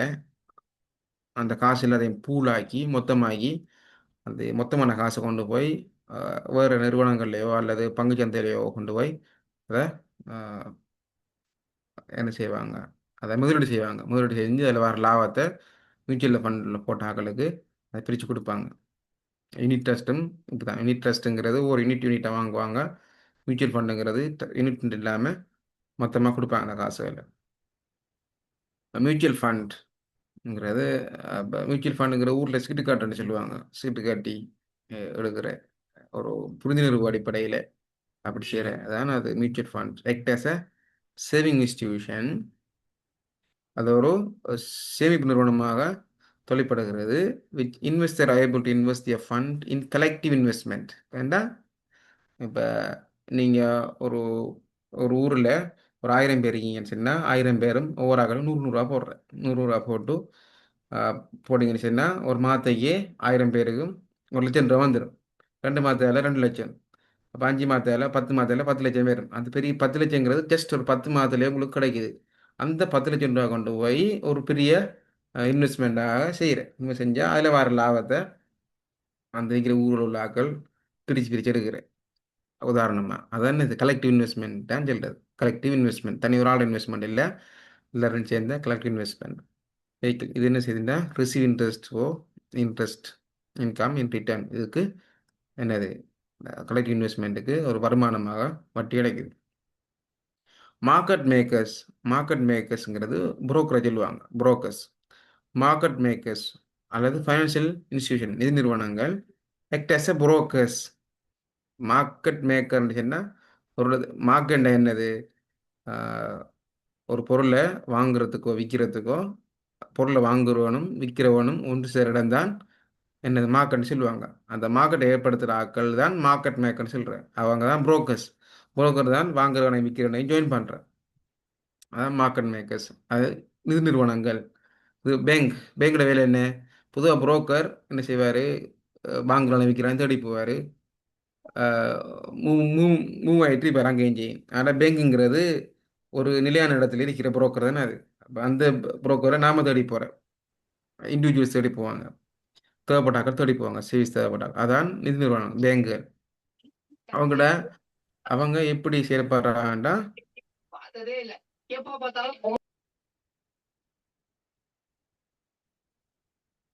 அவங்க என்ன செய்கிற புரோக்கரை தான் தேவைப்படுறாங்க. அண்ட் டீலர் பாருங்கள், brokers and dealers facilitate the transaction. அவங்க டிரான்சாக்ஷனை இலகுபடுத்துறதுக்கு வழிவகுக்காங்க. In financial assets such as derivatives derivates derivatives currencies காசுகள் இக்யூட்டி இக்யூட்டின்னு சொன்னால் என்னது உரிமை மூலதனங்கள் சம்பந்தமாக எழுதுறாங்க. அந்த டிரான்சாக்ஷனை வாங்குறது விற்கிறதுக்கு விசிட் பண்ணுவாங்க. Other financial service providers leasing company ஏனைய நிதி நிறுவனங்களை பார்க்க போகுது. லீசிங் கம்பெனி உங்களுக்கு தெரியும், என்ன ஒரு சொத்துண்டு வாங்கணும், நம்ம காசு இல்லை, மொத்தமாக செட்டு பண்ண இயலாம்னு சொன்னால் அதை நம்ம தவணை முறையில் அந்த காசை என்ன டவுட் இருக்கா? மெசேஜ் பண்ணிக்கிங்க. சார் எக்ஸ்கியூஸ் மீ, எங்களுக்கு இந்த சப்ஜெக்ட்டுக்கு நோட்ஸ் இல்லை சார். ம் ஸ்லைடு சென்ட் தரேன் படிங்க. பண்ணல எனக்கு. சாரி. லீசிங் கம்பெனிஸ் இந்த லீசிங் கம்பெனி என்ன செய்ய முடியும்னா பர்ச்சேஸ் ஆஃப் எக்யூப்மெண்ட், அதாவது நாம் சாதனங்கள் வாங்குறோன்னு சொன்னால் அதுக்கு, அல்லது ரியல் எஸ்டேட்டுங்கிறது காணி கட்டிடம் அல்லது அப்பார்ட்மெண்ட்டுகள் வீடுகள் காணிகள் அது வாங்குறோன்னு சொன்னாலும் இந்த finance companies make capital available. இப்போ உங்களுக்கு தேவையான அதுக்கு அந்த அப்போ காசு முழுமையாக இல்லாட்டியும் கொஞ்சம் காசு வச்சுருந்து அந்த எக்யூப்மெண்ட்டையோ ரியல் எஸ்டேட்டையோ இப்போ வாங்குறதுக்கு அது ஹெல்ப் பண்ணும். உங்களுக்கு வாங்கி தரும், வாங்கி தந்து உங்களுக்கு டைமுக்கு டைம் நீங்கள் எப்போ வேணால் சரி அதுக்கு. அண்டு அது மட்டும் இல்லாமல் ஃபைனான்ஷியல் அட்வைஸும் பண்ணுவாங்க. எந்த எதை வாங்கலாம், நீங்கள் 5 இயர்ஸுக்கு போடலாமா 10 இயர்ஸுக்கு போடலாமா, இதெல்லாம் அட்வைஸ் பண்ணுவாங்க. ரைட். சில ஃபைனான்ஸ் அட்வைஸ் ஃபேமும் இருக்கி, அந்த ஃபேமில் வந்துட்டு கன்சல்டேஷன் ஆஃப் அட்வைஸ் ஃபார் ஃபீ, காசு வாங்கி தான் உங்களுக்கு அட்வைஸ் பண்ணுறேன். ஃப்ரீ அட்வைஸ் எல்லாம் இல்லை. ஃப்ரீ அட்வைஸ் பண்ணினா அது நிதி நிறுவனம் இல்லை. ரைட். இப்போ நான் பேங்கிங் ஃபைனான்ஸ் கம்பெனி நான் பேங்கிங் ஃபைனான்ஸ் கம்பெனி இது வந்துட்டு நம்ம ஏற்கனவே பார்த்துருந்தானே. இப்போ நிதி நிறுவனங்களை ரெண்டாக பிரிக்கலாம். ஒன்று பேங்க்ஸ் என்று பிரிக்கலாம், அல்லது நான் பேங்கிங் ஃபைனான்ஸ் இன்ஸ்டிடியூஷன். நான் banking finance institution played a crucial role in enhancing competition in the financial ecosystem and diversification of financial sector. இப்போ ஃபைனான்ஸ் செக்டர் பார்த்தீங்கன்னு சொன்னால் இலங்கையில் பெரும்பாலான நிறுவனங்கள், இலங்கை பங்கு சந்தையிலேயும் பெரும்பாலான நிறுவனங்கள் இதில் இருக்கு சொன்னால் ஃபைனான்சியல் செக்டரில் இருக்கு. ஃபைனான்சியல் இக்கோசிஸ்டம்ங்கிறது என்னது, ஃபைனான்சியல் இன்ஜின்ங்கிற மாதிரி. இப்போ சாதாரண பொதுமக்கள் என்ன செய்கிறாங்க, சம்பளம் எடுப்பாங்க, கூலி வேலைக்கு போவாங்க, அல்லது பிஸ்னஸ் பண்ணுவாங்க, அதில் வர காசு இருக்கி அந்த காசை எடுத்து பேங்கில் போடுவாங்க. பேங்கில் வந்துட்டு பேங்கில் காசு இருக்கும், அந்த காசை கொண்டு வந்து போய் இன்வெஸ்டர், அதாவது காசு தேவை லோன் எடுக்கிறாங்க, லோன் எடுத்து போவாங்க. இதை கண்ட்ரோல் பண்ணுறதுக்கு சென்ட்ரல் பேங்க் ஸ்ரீலங்கான்னு இருக்குது. இவங்க சரியா ஃபங்க்ஷன் பண்ணுறாளா அல்லது எவ்வளோ வட்டி சார்ஜ் பண்ணுறாங்கங்கிறது. அது மாதிரி இதுக்கு சப்போர்ட் சர்வீஸாக இவங்களோட பிஸ்னஸ் சப்போர்ட் சர்வீஸுக்கு என்ன இருக்குன்னா இன்சூரன்ஸ் கம்பெனிஸ் இருக்குது, லீசிங் கம்பெனி இருக்குது. ரைட். இப்படியான நிறுவனங்கள் இருக்கு. இப்படியான நிறுவனங்களில் தான் இந்த மக்கள் வேலை செய்வாங்க. வேலை செஞ்சு இதில் கொடுக்குற காசை, இதில் கொடுக்குற வருமானங்களை பெற்றுக்கொண்டு தான் இவங்க வாழ்க்கை நடத்துகிற இங்கே வாழ்க்கை நடத்தி அதில் வர மிஞ்சின காசை திருப்பி சேவிங்கில் போடுவாங்க. சேவிங்கில் போட்டு திருப்பி அந்த கம்பெனிகளில், உதாரணமாக எனது கடன் மட்டும் இல்லை, இப்போ ஒரு கார்மெண்ட்ஸ் ஃபேக்ட்ரின்னு வச்சுக்கோமே. கார்மெண்ட்ஸ் ஃபேக்ட்ரி வந்துட்டு கடன் வாங்கி பேங்கில் சம்மந்தப்படாமல் கடன் கடன் இல்லாமல் சொந்த காசை போட்டு வேலை செஞ்சால் கூட இந்த கார்மெண்ட்ஸ் ஃபேக்ட்ரியில் நிறைய அதர் ஃபைனான்ஸ் சர்வீஸ் இன்ஸ்டியூஷன் இருக்கும். அதாவது நான் பேங்க் ஃபைனான்ஸ் சர்வீஸ் இன்ஸ்டியூஷன் இருக்கும். இப்போ லீசிங் எடுத்திருப்பாங்க, அல்லது இந்த குறைஞ்சது இந்த மக்கள் வேலை செய்கிற மக்களுக்கு சம்பளம் கொடுப்பாங்க. அந்த சம்பளம் கொடுக்குற மக்கள் அந்த காசை பேங்கு கூட பெறுவாங்க, அல்லது டிரெக்டாக அந்த காசை எடுத்துக்கொண்டாலும் அவங்க என்னது இந்த பேங்குக்குள்ளே போட்டு அதை சேவிங்கை போடுவாங்க. டெபிட் கார்டு யூஸ் பண்ணுவாங்க, கிரெடிட் கார்டு யூஸ் பண்ணுவாங்க. நம்ம இந்த இதுக்கு இந்த கவர்மெண்ட் செக்டருக்கு இன்சூரன்ஸ் கம்பெனி இருக்குது, இன்சூரன்ஸ் கம்பெனி வேலை செய்கிறாங்க. ரைட். இது நான் பேங்க் ஃபைனான்ஸ். இது ஒரு என்னது ஒரு ஒரு சிக்கலான ஒரு சிஸ்டத்தை என்ன செய்கிறேன் அதான் அந்த அதான் ஈகோ சிஸ்டம். இப்போ எந்த இடங்களில் ஒரு இடத்த பிள்ளை வந்தாலும் இன்னைக்கு இந்த சிஸ்டத்தில் ஃபைனான்ஸ் சிஸ்டம் வந்துட்டு கொலாப்ஸ் ஆயிரும் அப்படி. Right. Finance ecosystem and diversification of finance sector. நம்ம இதை கிளியராக பார்ப்போம் பின்னால். Non bank financial cooperation companies doing function similar to the bank. இது பேங்க் மாரி தான் இந்த நான்-பேங்க் ஃபைனான்சியல் கம்பெனிஸ், அதாவது நான் சொன்ன மாதிரி இன்சூரன்ஸ் கம்பெனி, அது insurance company, leasing company. There are few differences. Non bank finance companies cannot accept demand deposit. இவங்க பிரதானமான தொழில் என்ன சொன்னால், இவங்க டிமாண்ட் டிபாசிட், அதாவது செக், கரண்ட் அக்கௌண்ட் இவங்க accept பண்ண மாட்டாங்க. Non-bank finance companies are not part of the payment and settlement system and as such cannot issue a check. இப்போ நீங்கள் படிச்சிருப்பீங்க, இந்த ஒரு பேங்கோட செக்கை இன்னொரு பேங்கில் கொண்டு போய் டிபாசிட் பண்ணுவாங்க. சரியானே? இப்போ HNB செக்கை கொண்டு போய் கொமர்ஷியல் பேங்கில் டிபாசிட் பண்ணுறேன், பேங்க் எடுக்கும். அதை யார் செட்டில் பண்ணுற சொன்னால், ஒரு சிஸ்டம் ஒன்று இருக்குது சென்ட்ரல் பேங்கில், பேமெண்ட் அண்ட் செட்டில்மெண்ட் சிஸ்டம் ஒரு சிஸ்டம் ஒன்று இருக்குது. அதில் தான் அந்த சிஸ்டம் தான் எந்த பேங்க் எவ்வளோ கொடுக்கணும் செக் எல்லாத்தையும் கிளியர் பண்ணுற கிளியரிங் ஹவுஸ்ன்னு சொல்லுவாங்க. அதில் அந்த சிஸ்டத்தில் யார் இருப்பாங்கன்னா, கொமர்ஷியல் பேங்க் மட்டும்தான் இருக்கும். கொமர்ஷியல் பேங்குன்னா இந்த செக் இஷ்யூ பண்ணுற கரண்ட் அக்கௌண்ட் வச்சுக்கிற பேங்கில் மட்டும்தான் இருக்கும். அடுத்தது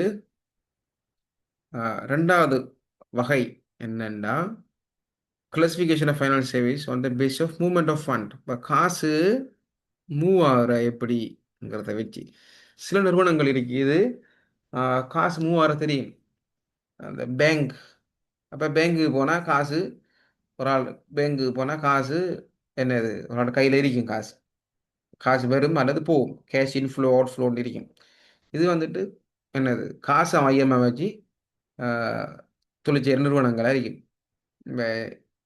இன்னும் சில இதில் இருக்கு நான் ஃபண்ட் பேஸ்ட் ஆக்டிவிட்டீஸ். இப்போ சில நிறுவனங்கள் இருக்கு அட்வைஸ் பண்ண தான் இருக்கு, அட்வைஸ் பண்ணாதான் உங்களுக்கு லோன் தர மாட்டா, டிபாசிட் எடுக்க மாட்டா, காசு என்னதுன்னா சேவிங்ஸ் ஃபீஸ் தான் வாங்குமா. அது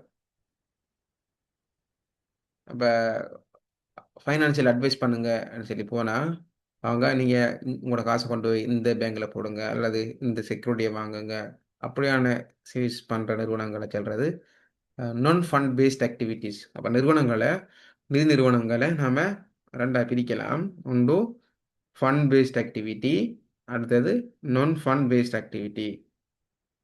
என்னது, காசு, ஃபண்டா நிதி, ரைட், நிதி அடிப்படையாக கொண்ட நிறுவனங்கள். அடுத்தது நிதி அல்லாத அடிப்படையாக கொண்ட நிறுவனங்கள்னு சொல்லுவாங்க. இப்போ ஃபண்ட் பேஸ்ட் ஆக்டிவிட்டீஸ் அப்படின்னா, funds are arranged for customers and the financial intermediary charges interest for the amount fund utilized. இவங்க ஃபண்ட் பேஸ்ட் ஆக்டிவிட்டினா, ஃபண்ட் வந்துட்டு இப்போ காசு பேங்கை பாருங்கள், பேங்க் வந்துட்டு காசை ரெடி பண்ணும், ரைட், அல்லது பேங்க் வந்துட்டு காசை எக்ஸெப்ட் பண்ணும். இப்போ இந்த பேங்க் தான் சொல்கிறது ஒரு ஃபைனான்ஸ் இன்டர்மீடியரி. இப்போ நிதி தரகர், இந்த நிதி தரகர் காசு எடுத்தா வட்டி கொடுப்பாரு, காசு கொடுத்தா வட்டி வாங்குவார். அதான் இதில் சொல்லப்படுறது finance intermediary charges interest for the amount fund utilised. The fund அவுட்லேஸ்ன்னா காசு வெளியாகிறது. சரியான, நிறுவனத்தை விட்டு காசு வெளியாகும். இப்போ பேங்க் வரத்துக்கொண்டா லோன் கொடுத்தா காசு வெளியாகும். Fund outlay, the fund outlay happens in the form of sanction of credit facility. இப்போ காசு என்ன செய்யுது, நிறுவனத்தை விட்டு போகுது. ஒரு ஆள் லோன் அப்ளை பண்ணியிருந்தா இந்த லோனை பேங்க் அப்ரூவ் பண்ணினா காசு பேங்கை விட்டு போகுது. இந்த borrower fund based activities can be following type. அதை நம்ம பாருங்கள் என்னென்ன காசு அடிப்படையாக கொண்ட ஆக்டிவிட்டிஸ் இருக்குன்னு பார்ப்போம். முதலாவது த ஒர்க்கிங் கேபிட்டல் ரெக்யர்மெண்ட், நடைமுறை மூலதனம் சொல்லுவாங்க. ஒர்க்கிங் கேபிட்டல் உதாரணமாக நிறுவனத்துக்கு இந்த சீசன் டைம், இப்போ சீசன் டைமில் நிறைய இன்வென்ட்ரி சரக்குகள் வாங்கி வைக்கணும். இப்போ புது வருஷம் இருந்துச்சுன்னா புது வருஷத்துக்கு ஒரு ஹோல்சேல் க்ரோசரி ஷாப்பாக இருந்தால் நிறைய சீனி, அரிசி, மாவு ஒன்று சொல்லி நிறைய இந்த புது வருஷத்துக்கு நிறைய கஸ்டமர் வாங்கி போவாங்க புது வருஷம்னு சொல்லி. அப்போ அந்த டைமில் நிறுவனம் காசு வச்சிருக்க மாட்டா, கடையில் காசு வச்சிருக்க மாட்டா. அப்போ அந்த இன்வென்ட்ரி வாங்குறதுக்கு பேங்கில் போய் ஓடி எடுக்கிற லோன் எடுப்பாங்க. அதான் சொல்கிறேன் working capital loan. Working capital requirements by way of cash credit. ஒன்றோ என்ன செய்வாங்க, காசு கடனுக்கு வாங்குவாங்க, அல்லது பேங்க் ஓவர் டிராஃப்ட் எடுப்பாங்க. Demand loan. இந்த டிமாண்ட் லோனுங்கிறது பேங்கிட்ட போய் பேசி வச்சுக்கிறேன், எனக்கு 10 மில்லியன் காசு லோன் தேவைப்படுது, ஆனால் அந்த லோனை நான் படிப்படியாக தான் எடுப்பேன் நான். அப்போ ஏற்கனவே 10 மில்லியன் அப்ரூவ் பண்ணி வச்சுக்கிறேன். அப்போ 10 மில்லியன் வரைக்கும் வேறு கொஞ்சம் கொஞ்சமாக தேவைக்கேற்ற மாதிரி லோன் எடுப்பார். ஒவ்வொரு தரமும் இந்த பேங்க்குக்கு போய் அந்த அப்ளிகேஷனை போட்டு அப்ரூவ் பண்ணிட்டு காத்திக்க தேவையில்லை, மொத்தமாக எடுத்துடுற அந்த லோன் 10 மில்லியனு. ஆனால் 10 மில்லியனும் மொத்தம் வெளியில் எடுக்கிறல்ல, பாட்டாக எடுக்கிறேன். அதான் டிமாண்ட் லோன். இந்த bill discount and bill purchase. நம்ம பில்லுகள், உதாரணமாக உங்கள்ட்ட செக் ஒன்று இருக்குது, உதாரணமாக செக் ஒன்று இருக்குது, 1,00,000 ரூபா செக் இருக்குது. இந்த செக் வந்துட்டு டேட் போட்டிருக்குது 1ஆம் தேதி 6ஆம் மாதம் 2026. அப்போ இந்த செக்கை நீங்கள் மாற்றுறதுக்கு 6 மாதம் காத்திருக்க வேண்டும். ஆனால் உங்களுக்கு சடனாக காசு தேவைப்படுது, செக் உங்களோட கையில் இருக்கி 6 மாதம் வெயிட் பண்ணணும்.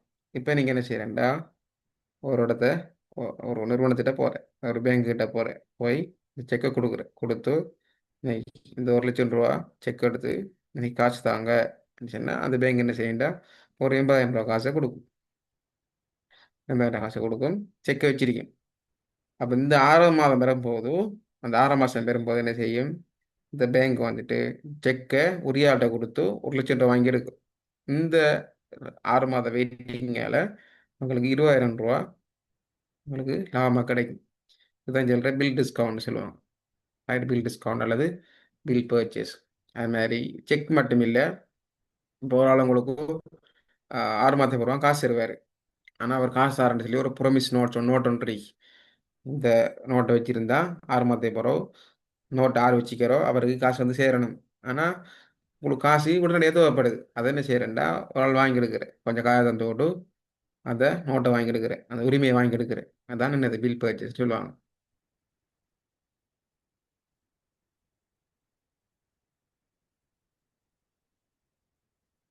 அது மாதிரி போர்ட்ஃபோலியோ மேனேஜ்மெண்ட். போர்ட்ஃபோலியோண்டா இப்போ ஷேர் மார்க்கெட்டுக்குள்ள போர்ட்ஃபோலியோன்னு சொன்னால் பிஸ்னஸ் போர்ட்ஃபோலியோன்னு சொல்லுவாங்க. பிஸ்னஸ் போர்ட்ஃபோலியோண்டா என்னென்னு சொல்கிறது, நீங்கள் ரிஸ்க் ரேட்டம் படிச்சிருப்பீங்க, ஃபைனான்ஸ் மேனேஜ்மெண்ட். அப்படி நிறைய அஹ், நிறைய இன்வெஸ்ட்மெண்ட்கள் இருக்கும்.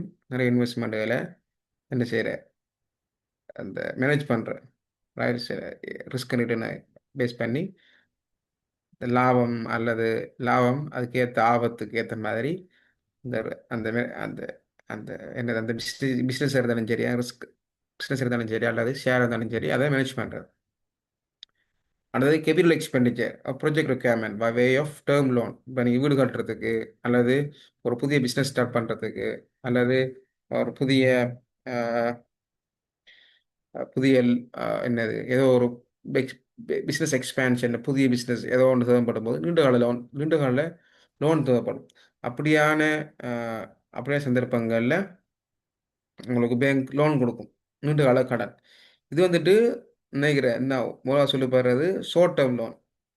இது 3 மாத லோன் அல்லது 6 மாதம் 12 மாதம் அப்படின்ற லோன் தான் ஒர்க்கிங் கேபிட்டலில் கொடுப்பாங்க.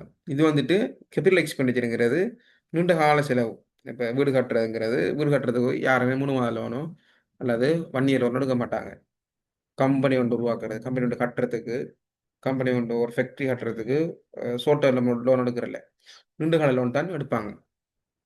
சரியான அதெல்லாம் வந்துட்டு வெஞ்சர் கேபிட்டல் சொல்லுவாங்க. வெஞ்சர் கேபிட்டல் சொன்னால் உங்களுக்கு பிஸ்னஸ் ஒன்று தெரியும், பிஸ்னஸ் செய்கிறதுக்கு நல்ல ஐடியா இருக்குது, எல்லா திறமையும் இறக்கி பிஸ்னஸ் செய்கிறதுக்கு, ஆனால் எந்த ஒரு மூலதனமும் இல்லை.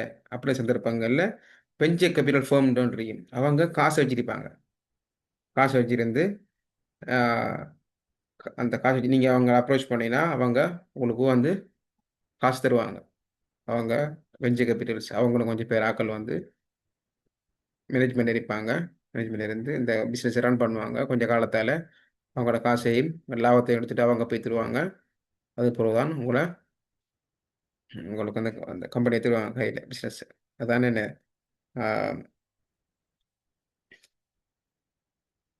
கேபிட்டல் எக்ஸ்பெண்டிச்சர் இதெல்லாம் என்ன செய்யுது நிறுவனத்தை விட்டு காசு போகுது. Angel financing and seed capital. Angel ஃபைனான்ஸ்னு சொன்னால் இப்போ வெஞ்சர் கேபிட்டல் மாதிரி தான். வெஞ்சர் கேபிட்டலில் வந்துட்டு இப்போ ஒரு நிறுவனம் இருக்கி அந்த நிறுவனம் வந்துட்டு உங்களுக்கு காசு தருது. காசு காலத்தில் மட்டும் இல்லாமல் இந்த அந்த வெஞ்சர் கேபிட்டல் உள்ள ஆட்கள் அவங்க வந்துட்டு உங்களோட போர்டில் இருப்பாங்க. போர்டில் இருந்துக்கிட்டு மேனேஜ்மெண்ட்டில் இருந்துக்கிட்டு அந்த பிஸ்னஸை மேனேஜ் பண்ணுவாங்க. ஏஞ்சல் ஃபைனான்ஸுங்கிறது இவங்க காசு தந்து விட்டு ஜஸ்ட் மானிட்டர் பண்ணுவாங்க. சரியான மானிட்டர் பண்ணுவாங்க. அவங்களோட பிஸ்னஸில் அவங்க இன்வால்வ் ஆக மாட்டாங்க. ஜஸ்ட் பார்த்துட்டு இருப்பாங்க என்ன செய்கிறாங்க நம்மளோட காசை வச்சுட்டு. இவங்க வெஞ்சர் கேபிட்டலை விட பெரிய அளவு லாபத்தை எதிர்பார்ப்பாங்க ஏஞ்சல் ஃபைனான்ஸிங்கிறாங்க. Seed capital. சீட்னு சொன்னால் பாருங்கள் விதை.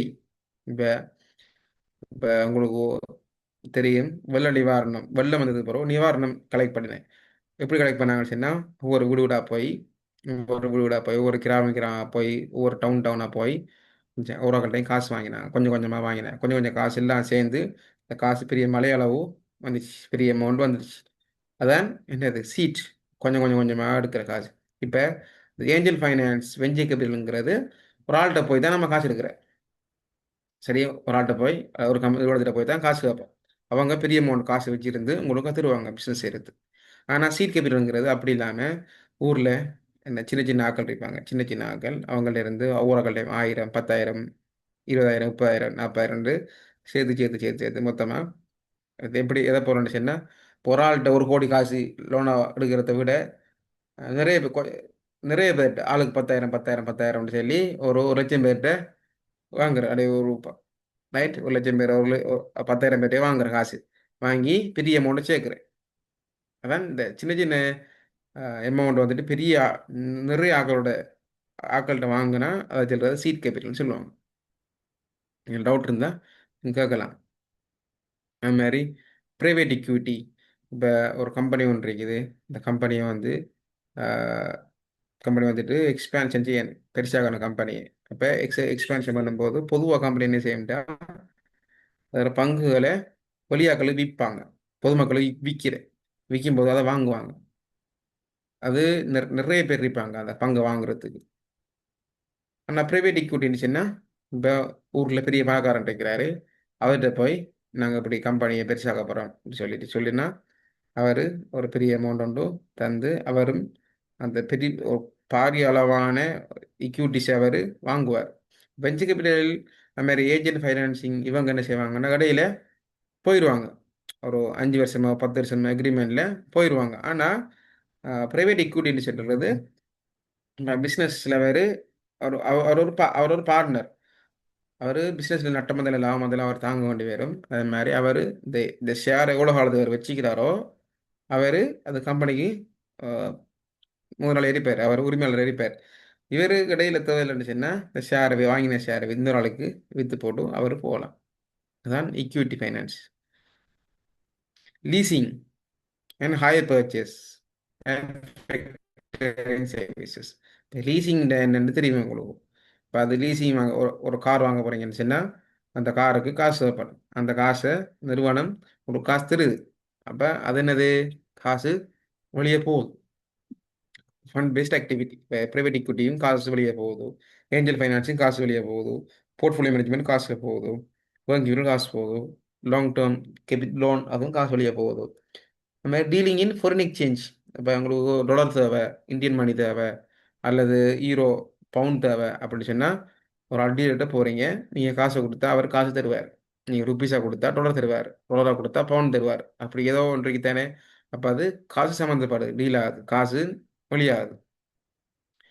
Investment in shares, debentures, bond. இப்போ பாருங்கள், இப்போ ஷேர் வாங்குறது, ஷேர் இந்த விற்கிற கம்பெனிகள் இருக்கு share, right. Investment in shares broker கம்பெனிகள் இருக்கு தானே.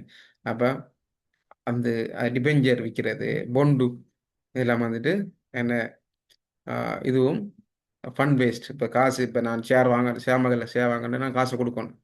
நான் ஷேர் வித்தேன்னு சொன்னால் காசு என்கிட்ட வரும். நிறுவனத்தை விட்டு காசு வரும். அது மாதிரி டிபெஞ்சர் வாங்கணும்டா காசை கொடுப்பேன். விற்றா என்னை காசு வரணும்.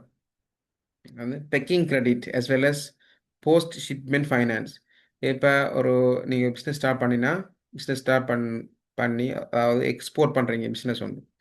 இப்போ லோக்கலாக நீங்கள் ப்ரொடியூஸ் பண்ணி லோக்கல் மார்க்கெட்டுக்கு விற்றா உங்களுக்கு அந்த பெருசாக பேக்கேஜிங் ஸ்பெஷலாக தேவையில்லை. ஆனால் இதே பொருளை நீங்கள் வெளிநாட்டுக்கு ஏற்றுமதி செய்யும்போது உங்களுக்கு அந்த கண்டிஷனரி இந்த வெளிநாட்டு பெக் பண்ணும்போது இப்போ தான் அந்த பெக் பண்ணப்படணும். ஆஹ், ஒரு கண்டெய்னர் ஒன்று வாங்க வேண்டி வரும். கண்டெய்னர் வாங்க வேண்டி வரும். வாங்குற மீன்ஸ் நீங்கள் வாடகைக்கு பெற வேண்டி வரும் கண்டெய்னர்கள். இப்படி பெரிய ஒரு செலவு கொண்டு வரும். அதுதான் என்ன சொல்கிறேன், அந்த அப்படி எக்ஸ்போர்ட் பண்ணுற ஆட்களுக்கு பேக்கேஜ் பண்ணுறதுக்கு லோன் கொடுக்கும். அதே மாதிரி போஸ்ட் ஷிப்மெண்ட், இப்போ ஷிப் பண்ணதுக்கு பிறகு சில சில காசு தேவையில் இருக்கும். இப்போ போஸ்ட் ஷிப்மெண்ட் பண்ணுறது அந்த காசு வெளிநாட்டிலேருந்து அந்த காசு உங்களுக்கு வரணும். சரி, வாரண்டா வங்கி கூட தான் வரணும். அப்போ அது பாருங்க, அப்போ உங்களுக்கு காசு வருது. அது மாதிரி எக்ஸ்போர்ட் இம்போர்ட் பண்ணும்போது காசு கொடுக்க வேண்டி வரும். அதில் பேங்க் சம்மந்தப்படுறது. அப்போ காசு ஒரு என்ன மூமெண்ட் ஒன்று. மோட்டேஜ் அண்ட் ரிவர்ஸ் மோட்டேஜ்ங்கிறது ஒரு நிலையான சொத்தை உண்ட நீங்கள் அடகு வைக்கும் போது பேங்கில் அடகு வச்சு லோன் எடுக்கிறேன். ரிவர்ஸ் மோட்டேஜ் மீள்றேன். சரியா, ரிவர்ஸ் மோட்டேஜ். அது மாதிரி மைக்ரோ கிரெடிட்னா இப்போ உங்களுக்கு தெரிஞ்சிருக்கும், இந்த சமுர்த்தியில் லோன் கொடுப்பாங்க. சமுர்த்தியில் லோன் எப்படி 5,000, 10,000, 50,000, 1,00,000 இப்படிதான் லோன் கொடுப்பாங்க. ஆனால் பேங்குகள் அப்படி லோன் கொடுக்குறதில்ல. பேங்க் லோன் கொடுக்குறேன்டா குறைஞ்சது 10,00,000 லோன், 20,00,000, 50,00,000, 1,00,00,000, 20,00,00,000, 50,00,00,000 இதெல்லாம் லோன் கொடுப்பாங்க. இப்போ அந்த மைக்ரோ கிரெடிட்ங்கிறது எப்போ உருவானுச்சுன்னா, பங்களாதேஷில் உங்களுக்கு தெரியும், முகமது யூனுஸ் இப்போ பிரைம் மினிஸ்டர் இருக்கிறார். முகமது யூனுஸ் அவர் வந்துட்டு நோபல் பிரைஸ் கிடைச்சிச்சு. எதுக்காண்டா வறுமை ஒழிச்சார். வறுமையை ஒழிச்ச எப்படி வறுமை ஒழிச்சார்னா, அப்போ நம்மளோட ஊர்களில் பார்க்கும்போது சில குடும்பங்கள் இருக்கும். அந்த குடும்பத்தில் குடும்பத் தலைவர் இருக்க மாட்டார். குடும்பத் தலைவர் இறந்திருப்பார், அல்லது அவரால் தொழிற்சி இயலாமல் இருக்கும். அந்த வீடுகளில் பெண்கள் இருப்பாங்க. பெண்கள் தான் தொழில் செய்கிறதுக்கு பெண்கள் தான் தொழில் செஞ்சு அந்த குடும்பத்தை காப்பாற்ற வேண்டிய நிலைமையில் இருக்கும். அவங்க என்ன செய்வாங்கண்டா, கோழி வளர்ப்பாங்க. கோழி வளர்த்து முட்டை முட்டையை விற்று, அல்லது இடியப்பம் அப்பம் சுட்டு விற்பாங்க, அல்லது பணியாரம் சுட்டு விற்பாங்க, இல்லை ஏதாவது மாவுடிக்கிற மிஷின் இப்படி ஏதோ ஒன்று வாங்கி தான் தொழில் செய்வாங்க. அப்படி இப்போ உதாரணமாக அப்பம் சுட்டு விற்கிறேன்னு சொன்னால், அப்பம் சுட்டு விற்கிறதுக்கு தேவையான இன்ஸ்ட்ருமெண்ட் லோன், அடுப்பு வேணும். அதுக்கு தேவையான மாவு, தேவையான அடுப்பு, விறகுகள், கேஸ்கள் தேவைப்படும். இதுக்கு பெருசாக இன்வெஸ்ட்மெண்ட் வந்துட்டு ஒரு 10,000 தான் தேவைப்படும். இந்த 10,000 பேங்க்ல வைக்காட்டா பேங்க் எடுக்க மாட்டான். ஏன், இந்த கஸ்டமர் டீல் பண்ணுறதுக்கு செலவழிக்கிற டைம் வந்துட்டு பேங்க் விரும்ப மாட்டான். லாபம் குறைய தானே. இப்போ சரி, 10,000 லோனை கொடுத்து கொடுத்தா அவர் அந்த பொருட்களை வாங்கி எடுத்துக்குவார். கோழி வளர்க்குறாள் கோழி, அல்லது ஆடு வளர்க்குறாள் ஆடு வாங்கி வளர்த்து அதில் இந்த லாபம் பெறுவார். இதில் என்ன விசேஷம்டா, இப்போ அந்த 10,000 லோன் எடுத்தால் 10,000 லோனையும் மொத்தமாக செட்டில் பண்ணுறல. மைக்ரோ ஃபைனான்ஸில் 10,000டா ஒவ்வொரு கிழமைக்கு ஒரு வருவார். லோன் கொடுத்த மைக்ரோ ஃபைனான்ஸ் கம்பெனிலேருந்து ஒரு வருவார். வந்து இவர்கிட்ட கேட்பாரு 500 ரூபா. ரைட், 500 ரூபா. இந்த கிழமை 500 ரூபா, அடுத்த கிழமை இன்னொரு 500 ரூபா, இன்னொரு கிழமை, இப்படி ஒவ்வொரு கிழமையும் தன் வீட்டுக்கே வந்து வந்து அந்த காசை கலெக்ட் பண்ணிட்டு போவார். 500. இப்போ சப்போஸ் இல்லை கூட வரும்னு சொன்னால் 10,000 ரூபா லோனுக்கு 15,000 ரூபா அல்லது 20,000 ரூபா திருப்பி செலுத்த வேண்டி வரும். ஆனால் இந்த கொஞ்சம் கொஞ்சம் கொஞ்சமாக செலுத்துறதுனால இந்த லோன் வாங்கினாக்களுக்கு பெருசாக பெரிய இந்த பேர்டன் இருக்காது, பெரிய சுமையாக இருக்காது. அப்போ இப்படி ஒரு திட்டத்தை முதலாக அறிமுகப்படுத்தினேன் பங்களாதேஷில். அப்படி அறிமுகப்படுத்தின் மூலமாக நிறைய கிராமங்களில் வறுமை கூடுகிற வாழ்ந்த மக்கள் இந்த வறுமை கோடை விட்டு வெளியே வந்தாங்க. இதன் காரணமாக வர பங்களாதேஷில் பெரும்பாலான குடும்பங்கள் வறுமை கோட்டுக்கு மேலே வந்துச்சு. அதுக்காகத்தான் அவருக்கு நோபல் பிரைஸ் கிடைச்சிச்சு. இதை சொல்றது மைக்ரோ கிரெடிட்னு சொல்லுவாங்க. மைக்ரோண்டா சிறிய சிறிய கடன், நுண்கடன் சொல்லுவாங்க. ரைட், சிறிய அல்லது சிறியன்னு சொல்கிறல்ல, நுண் நுண் கடன் சொல்லுவாங்க. அடுத்தது retail loan including priority sectors including lending and agriculture finance. இப்போ வெள்ளாமை செய்யும் ஒரு காலம், வெள்ளாமை செய்கிற காலங்களில், அல்லது அறுவடை செய்கிற அல்லது விதைக்கிற காலங்களில் காசு நிறைய தேவைப்படும். அப்படியான டைமுகளில் கொடுக்குற லோன்.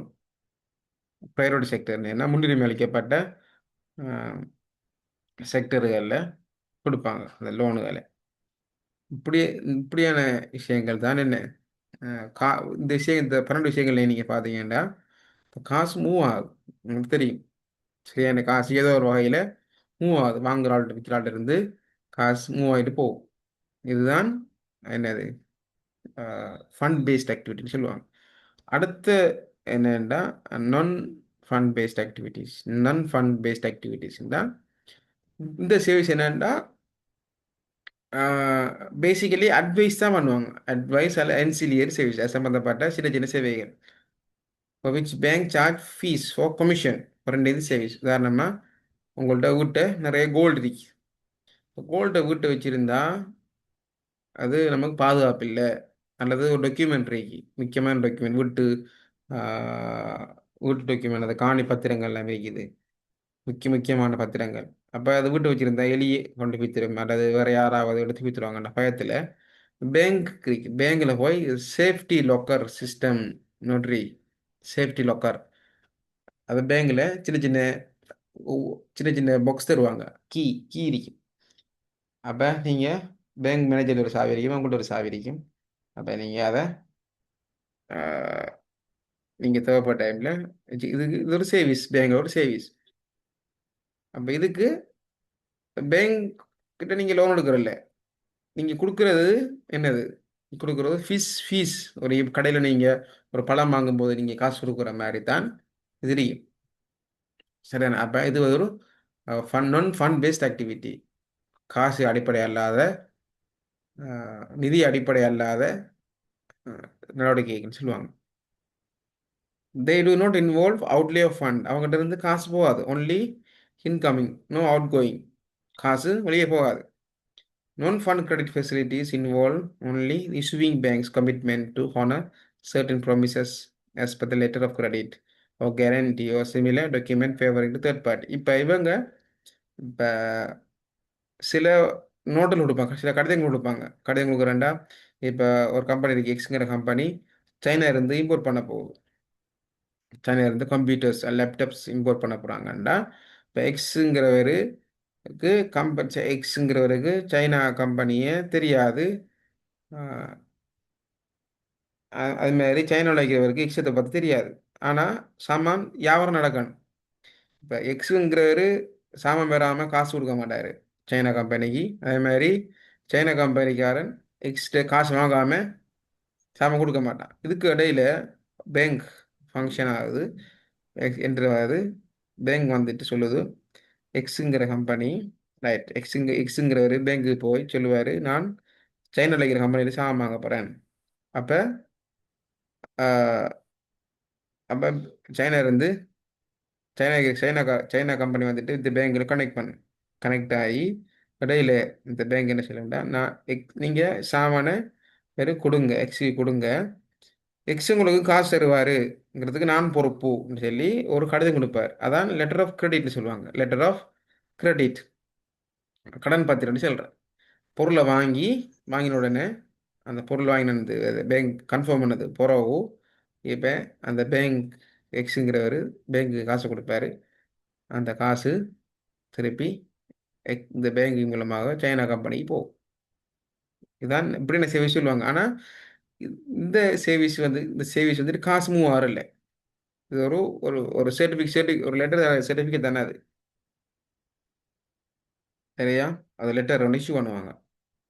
அப்போ லெட்டர் இஷ்யூ பண்ணது பிறகு அவருக்கு எக்ஸ் வந்து காசு போட்டது பிறகு காசு வந்துட்டு அவர் சைனா கம்பெனி கொடுக்கும். இதனால் இடையில இருக்கிற பேங்க் வந்துட்டுக்கு எந்த செலவே படாது. ஜஸ்ட் ஒரு சர்டிஃபிகேட் தான் கொடுக்குறோம்.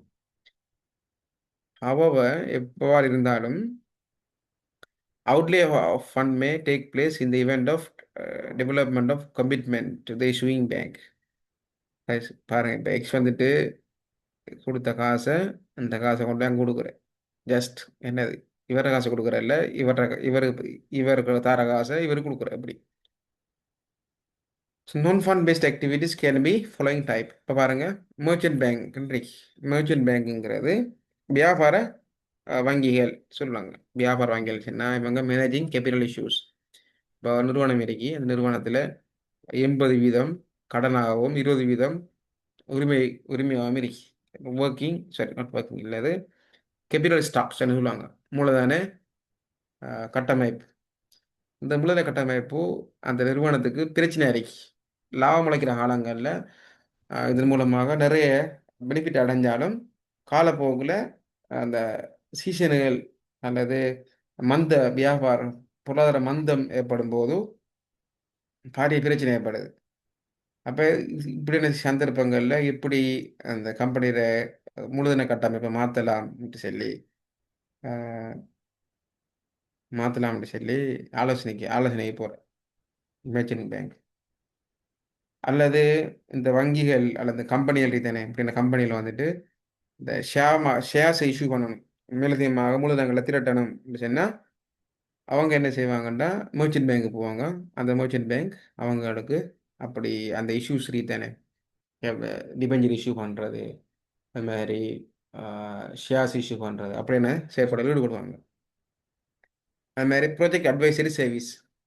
அப்போ புதுசாக ப்ராஜெக்ட் ஸ்டார்ட் பண்ண போகிறாங்க, ரைட்? புதுசாக ஒரு எக்ஸுங்கிற கம்பெனி புதுசாக ப்ராஜெக்ட் ஸ்டார்ட் பண்ண போகிறாங்க. இந்த ப்ராஜெக்ட் எப்படி செய்யணும், எங்கேருந்து ஆரம்பிக்கிறோம், என்னென்ன வேலை செய்யணும்னு சொல்லி ப்ராஜெக்ட் அந்த ப்ராஜெக்ட்டுக்கு ஃபுல் அட்வைஸ் தான் பண்ணுறேன். ஃபுல் யார்கிட்ட காசு வாங்கணும், எங்கே பொருட்கள் எடுக்கணும், எங்கே கல் எடுக்கணும், எங்கே மண் எடுக்கணும், அல்லது எங்கே கம்ப்யூட்டர் வாங்கணும், இப்படியான விஷயங்களை அவங்க பார்ப்பாங்க. சம்பளம் கொடுக்கணும், எப்படி எல்லாத்தையும் மேனேஜ் பண்ணுவாங்க. ப்ராஜெக்ட் கிட்டத்தட்ட ப்ராஜெக்ட் மேனேஜ்மெண்ட் மாதிரி ப்ராஜெக்ட் அட்வைஸ் பண்ணும். ப்ராஜெக்ட் மேனேஜ்மெண்ட் இல்லை, just advice. Custodian service. Custodian சர்வீஸ்னா உதாரணமாக தெரியும் உங்களுக்கு, நம்ம நாடுகளில் பெரிய பெரிய பணக்காரர்கள் இருப்பாங்க, அவங்க குடும்பம் வெளிநாடுகள் இருக்கும். ஆனால் அவங்க சொத்துக்கள் பூராகவே நாட்டில் இருக்கும் சொத்துகள். அப்போ அந்த சொத்துகள் கோடிக்கணக்கான சொத்துகள் நீங்கள் பார்த்து தெரியும். கொழும்பு தலைநகர்களில் பெரிய பெரிய வீடுகள் இருக்கும், பெரிய காணிகள் இருக்கும், பெரிய தோட்டங்கள் இருக்கும். தோட்ட சொந்தக்காரர்கள் பிரான்ஸ்லேயோ அமெரிக்காவிலேயோ கனடாவிலேயோ இருப்பாங்க. அந்த சொத்துக்களை யார் இங்கே பார்க்குறேன்னு சொன்னால் நம்மட கிராமப்புறங்களாக இருந்து கொண்டா அதை சொந்தக்காரங்க தெரிஞ்சவங்ககிட்ட கொடுத்துட்டு போவாங்க. ஆனால் சொத்து அமௌண்ட் பெருசாக இருக்கிறதுனால இதை ஒரு ப்ரொஃபஷனலாக மெயின்டைன் பண்ணுற கொடுத்துட்டு போகணும். அதான் அந்த பேங்கில் கொடுத்துட்டு சொல்லிட்டு போகிறேன், இந்த சொத்து இந்த இருக்குது கவனமாக பார்த்துக்கோங்கன்னு சொல்லி கொடுத்து போகிறேன். கஸ்டேடியன், ரைட்? அந்த அவர் வெளிநாட்டில் இருப்பார், வெளிநாட்டில் இருந்து பேங்குக்கு சொல்லுவார், காசு கொடுப்பாரு. அந்த காசை வாங்கிட்டு வாங்க அதை சரி பராமரிக்கிறது எல்லாத்தையும் செய்வாங்க கஸ்டடியன். அது மாதிரி கிரெடிட் கார்டு, விசா, மாஸ்டர், ரைத்தன கார்டு இதெல்லாம் வந்துட்டு கார்டு கம்பெனி. விசாங்கிற ஒரு கம்பெனி, மாஸ்டர் கார்டுங்கிற ஒரு company, western union, MoneyGram, GPay, Google pay இதெல்லாம் இருக்கு. இப்போ கிரெடிட் கார்டு பெரும்பாலும் master card, Visa, American Express இப்படியான நிறுவனங்கள் கார்டில் இஷ்யூ பண்ணி ஒவ்வொரு தடவை ஸ்வைப் பண்ணும்போது கமிஷன் போகும். பேங்குக்கு ஒரு கமிஷன், விசாவுக்கு ஒரு கமிஷன் போகும். விசா கார்டு இருந்தால், மாஸ்டர் கார்டு இருந்தால் மாஸ்டருக்கு கமிஷன் போகும், ரைட்? இப்படி தான் credit card service. merger and acquisition. இப்போ டயலாக் நிறுவனத்தை டயலாக் நிறுவனம் ஏர்டெல் நிறுவனத்தை வாங்க போகுது. பார்க்கும்போது சில நெகோசியேஷன் வேறு, எவ்வளோக்கு வாங்குற, எப்படி வாங்குற, என்ன சொத்துக்களை வாங்குற, இருக்கிற பழைய பழைய உரிமையாளர்களை என்ன செய்கிற, இப்படியான சந்தர்ப்பங்களில் ஒரு ஒரு புரோக்கர் வந்து நடுவில் ஒரு என்னது நெகோசியேட் பண்ணுறதுக்கு இடையில ரெண்டு பேரும் போட்டியான யார்ட ரெண்டு டயலாக்கும் போட்டி. அப்போ ஒரு ஆள் வாங்கும்போது ஒரு நெகோசியேட் பண்ணுறதுக்கு ஒரு ஆள் போகணும். அதுதான் சில பேங்குகள் போய் ரைட் டயலாக் வாங்க போவதவங்கள உங்களுக்கு எவ்வளோ காசு தரணும் சொல்லி ஒரு நியாயமான ஒரு பெரிய அமௌண்ட்டுக்கு வைப்பாங்க யார்கிட்ட விற்கிறதுக்காக. அதுக்காக என்ன செய்வாங்க, ஒரு நியாயமான காசு தரணும்னு சொல்லி சிறிய வெலுவேஷன்லாம் செஞ்சு நெகோசியேஷன்லாம் செய்யும். அதான் merge and acquisition சொல்கிறாங்க. இது கிரெடிட் ரேட்டிங். இப்போ கிரெடிட் ரேட்டிங்னா நம்ம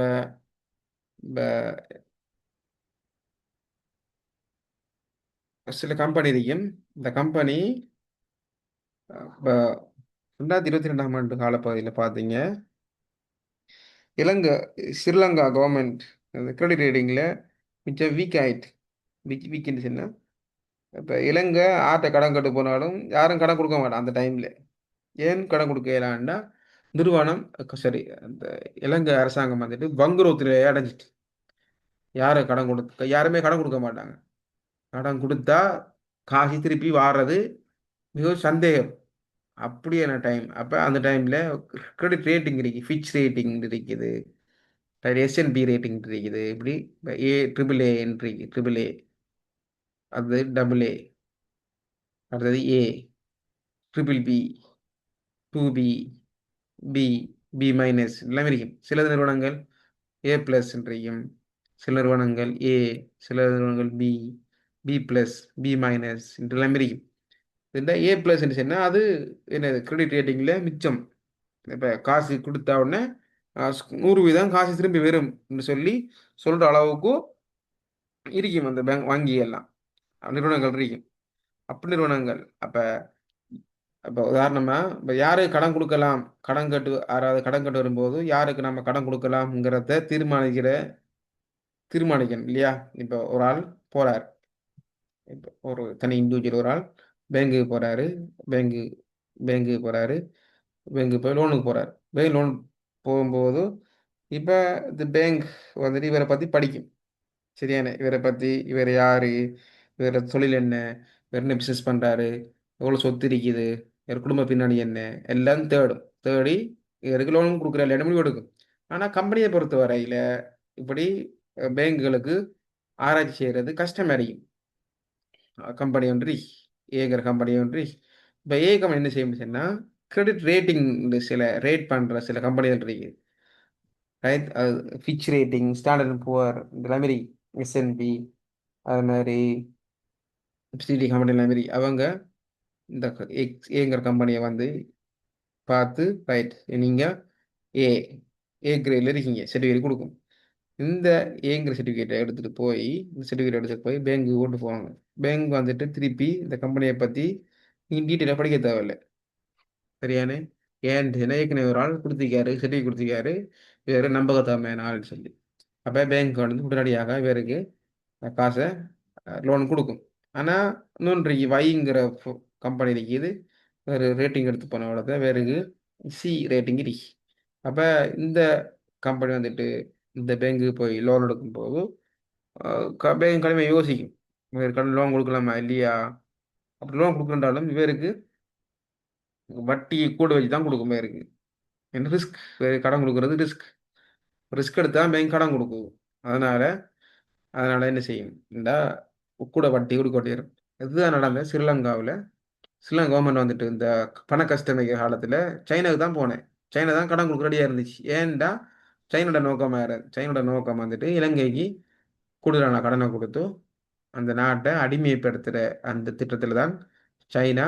சைனாவுக்கு தெரியும் இந்த லோன் வந்துட்டு ஸ்ரீலங்காவோட செட்டில் பண்ண இயலாது, செட்டில் பண்ண இயலாட்டி அப்போ சைனா கேட்கறத செய்யும். இப்படி செஞ்சு தான் ஹமதோட ஹாபர் தெரியும் உங்களுக்கு. ஹமதோட ஹாபரை வந்துட்டு சைனாவுக்கு நீண்ட கால குத்தகை கொடுக்கட்டு. சைனா ஹாபர் கட்டுறதுக்கு கடன் கொடுத்து சைனாவுக்கு தெரியும் இந்த லோனை திருப்பி செலுத்த இயலான்னு சொல்லி தெரிஞ்சிருந்தும் கொடுத்துச்சு. காரணம் என்னது, அந்த ஹமதோட ஹாபரை கையகப்படுத்தணும்னு சொல்லி. அதான் கிரெடிட் ரேட்டிங். இப்போ எல்லாரும் கடன் கொடுக்க மாட்டாங்க. அந்த இப்படி ரேட் பண்ணுறதுல என்னது கிரெடிட் ரேட்டிங் சேவிங்ஸ்னு சொல்லுவாங்க. ஃபிட்ச் ரேட்டிங், பெரும்பாலும் ஃபிட்ச் ரேட்டிங், எஸ்என்பி ரேட்டிங் சொல்லுவாங்க. இது பில் கலெக்ஷன். இப்போ பில் கலெக்ஷன் என்ன, இப்போ உங்களுக்கு ஒரு பிஸ்னஸ் ஒன்று இருக்குது. இங்கே இப்போ இலங்கையில் எல்லா இடங்கள்லையும் நீங்கள் சாமான் இஷ்யூ பண்ணிருக்கீங்க. அப்போ இப்போ நீங்கள் சாமான் டெலிவரி பண்ணிடுவீங்க. சாமான் டெலிவரி பண்ணது பிறகு திருப்பி இந்த காசை கலெக்ட் பண்ணணும். காசை கலெக்ட் பண்ணுறதுக்கு உங்களுக்கு எம்ப்ளாயீஸ் போதாது. அப்போ என்ன செய்கிறேன்டா, உதாரணமாக கமர்ஷியல் பேங்க்கிட்ட அந்த பாரை கொடுத்துட்றேன், நீங்கள் கலெக்ட் பண்ணுங்கன்னு சொல்லி. கமர்ஷியல் பேங்க்குக்கு எல்லா ஊர்கள்லையும் பிரான்ச் இருக்கு. அப்போ அந்தந்த பிரான்ச் இன்ஃபார்ம் பண்ணணும், இந்த கஸ்டமர்கிட்ட போய் காசு கலெக்ட் பண்ணுங்க சொல்லி இன்ஃபார்ம் பண்ணணும். அப்போ என்ன செய்வாண்டா, அப்போ இந்த மேனேஜர் இருந்த ஒரு ஆள் போய் காசை கலெக்ட் பண்ணுவார். காசை கலெக்ட் பண்ணி அந்த கஸ்டமர் உங்களோட கம்பெனிக்கு தருவார். அப்போ இப்படியான சேவை செய்கிற சொல்கிறது பில் கலெக்ஷன் சர்வீஸ். காசையில் கலெக்ட் பண்ணி தரும். கேபிட்டல் ரீஸ்ட்ரக்சர் பண்ணுறேன். நான் ஏற்கனவே சொன்னேன் தானே, பேங்கிங் மேனேஜ்மெண்ட் இஷ்யூஸ் மாதிரி கேபிட்டல் ஸ்ட்ரக்சர். இப்போ நிறைய லோன் இருக்குது, கடன் கடன் இருக்குது. அந்த கடனை எப்படி நாம திருப்பி செலுத்துற அல்லது இப்போ இலங்கையில் தெரியும் உங்களுக்கு, லோன் ரீஸ்ட்ரக்சர் பண்ணா இலங்கை ஏற்கனவே இலங்கை பெரிய பாரியளவான கடன்களை வெளிநாடு வந்து பெற்றுக்கொண்டுச்சு. அந்த கடனை எப்படி நம்ம திருப்பி செலுத்துற என்று சொல்லி ஒரு பிரச்சனை, ஒரு பேச்சுவார்த்தை எல்லாம் போட்டுச்சு. சைனாவோட, ஜப்பானோட, இந்தியாவோட, யாரெல்லாம் இலங்கை கடன் கொடுத்தாங்களோ அவங்களோட பெரிய பெரிய பேச்சுவார்த்தை நடந்துச்சு. அப்போ அந்த டைமில் கடன்களை ரீஸ்ட்ரக்சர் பண்ணுவாங்க. அதே மாதிரி கேபிட்டல் ரீஸ்ட்ரக்சர் பண்ணுவாங்க. இப்போ 80% கடனும் 20% தான் சொந்த காசு, இப்படியான சந்தர்ப்பங்களில் இதை எப்படி ஆக குறைஞ்சது 60-40 வீதத்துக்கு அதில் மாற்றலாம் அப்படின்னு சொல்லியெல்லாம் என்ன அட்வைஸ் பண்ணுறேன். கேபிட்டல் ரீஸ்ட்ரக்சரிங் சர்வீஸ் மாதிரி ட்ரஸ்டிஷிப் சர்வீஸ் இது மாதிரி தான். கஸ்டடியன் மாதிரி ஒரு சர்வீஸ் தான். இப்போ கஸ்டடிங்கிறது சொத்துகள் சொத்துக்களை அப்படியே பாதுகாத்து கொடுக்குது. ட்ரஸ்டி மாதிரி தான். இப்போ ட்ரஸ்டியும் கஸ்டடியனுக்கும் பெரிய வித்தியாசம் இல்லை. ட்ரஸ்டி ட்ரஸ்ட்டுங்கிறது ஒரு குடும்பத்துடைய சொத்தையில பாதுகாத்து கொடுக்குற அப்படி. நம்பிக்கையாளர் சபை ட்ரஸ்டிங்கிற நம்பிக்கையாளர், கஸ்டடிங்கிறது பாதுகாவலர், சொத்துக்களை பாதுகாக்கிற. ட்ரஸ்டிங்கிறது நம்பிக்கையாளர் சபை, நம்பிக்கையாளர் சேவை சொல்லுவாங்க. அது மாதிரி ஸ்ட்ரக்சரிங் கொலபரேஷன் இன் ஜாயின்ட் வெஞ்சர்ஸ். இப்போ ஒரு நிறுவனம் இன்னொரு நிறுவனத்தில் சேர்ந்து வேலை செய்ய போகுதோ அல்லது இன்னொரு நிறுவனத்தை வாங்க போகுதோ சொல்லும்போது அதுக்கிடையில் இருந்து தகவல்களை செஞ்சு அவங்க ஸ்மூத் பண்ணிவிடுவாங்க. அந்த நீங்கள் படிச்சிருப்பீங்க, கன்சாலிடேஷன் அக்கௌண்ட்ஸ் ஒரு சப்சிடியரி ஜாயின்ட் வெஞ்சர்ஸ் அசோசியேட்ஸ் படிச்சிருப்பீங்க. அப்படியான சந்தர்ப்பங்களில் இவங்க சேவையில் வழங்குவாங்க. Hedging risk by using swap swap and other derivative product. Derivatives ஸ்வாப்புங்கிறது டெரிவேட்டிவ்ஸ், ஒரு நிதி பத்திரங்கள், நிதி சொத்துக்கள் ஸ்வாப். சரி, நாம் இந்த டீட்டெயிலை பார்ப்போம் ஸ்வாப்னு என்ன சொல்லி. அது மாதிரி சேஃப் கஸ்டடி ஆஃப் செக்யூரிட்டி. இப்போ உங்களுக்கு பங்கு பத்திரங்கள் ஏதாவது ஒன்று இருந்தால் அதை கொண்டு போய் சேஃபாக கொடுத்துட்டு வரேன், சேஃபாக கொடுத்து வைக்கிறேன். அப்படியான நிறுவனங்கள் இருக்குது. இப்படியான சேவைகளை செய்கிற நிறுவனங்கள் என்ன செய்வாங்கன்னா, இது ஃபைனான்சியல் சர்வீஸ்லாம் வரும். ஆனால் இவங்கிட்ட இருந்து காசு வெளியே போகாது, ஒன்லி இன்கமிங், இன்னும் அவுட் கோயிங்கிற கான்செப்டில் வேலை செய்கிறான்னு இது.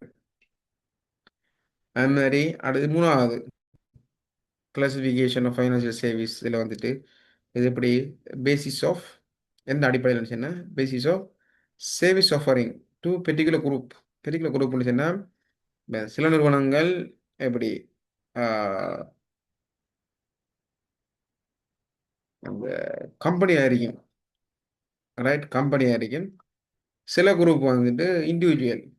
இந்த சில பேங்குகள் இருக்குது, இந்த பேங்குகள் வந்துட்டு கம்பெனிக்கு மட்டும்தான் சர்வீஸ் ப்ரொவைட் பண்ணும். சின்ன சின்ன இதுக்கெல்லாம் தனிநபரெல்லாம் அதில் அக்கௌண்ட் வச்சுக்க மாட்டாங்க. மெர்ச்சன்ட் பேங்க் இருக்கு. மெர்ச்சன்ட் பேங்க் வந்துட்டு நாம் தனிப்பட்ட ஆட்கள் போய் அக்கௌண்ட் வச்சுக்கிறல. அது மாதிரி அந்த முஸ்லீம் கமர்ஷியல் பேங்க்னு சொல்லி ஒரு பேங்க் இருக்குது. தனிப்பட்ட ஆட்களுக்கு அக்கௌண்ட் இருக்க மாட்டாங்க. இது யார் கஸ்டமர்னா பெரிய பெரிய கம்பெனிகள் தான் அது கஸ்டமராக இருக்கும். இது சொல்கிற கோஆப்ரேட் கஸ்டமர். இது வந்துட்டு இண்டிவிஜுவல் கஸ்டமர். இப்போ கோஆப்ரேட் பேங்கிங், இண்டிவிஜுவல் பேங்கிங் பாருங்கள். Retail banking classification of financial service institution on the basis of service offerings to a particular group. இப்போ ரீட்டைல் ஃபைனான்சியல் சர்வீஸ், அது மாதிரி wholesale financial services. Retail service என்ன, இப்போ இப்போ பாருங்கள், Dialog connection தருது, telephone connection தருது. யாருக்குண்டா நம்மளோட வீட்டுக்கு தனிப்பட்ட பாவனைக்காக வேண்டி சிம் தருதுன்னு சொன்னால் அது என்ன இண்டிவிஜுவல் ரீட்டைல் சர்வீஸ். நம்ம ரீட்டைல் கஸ்டமர்.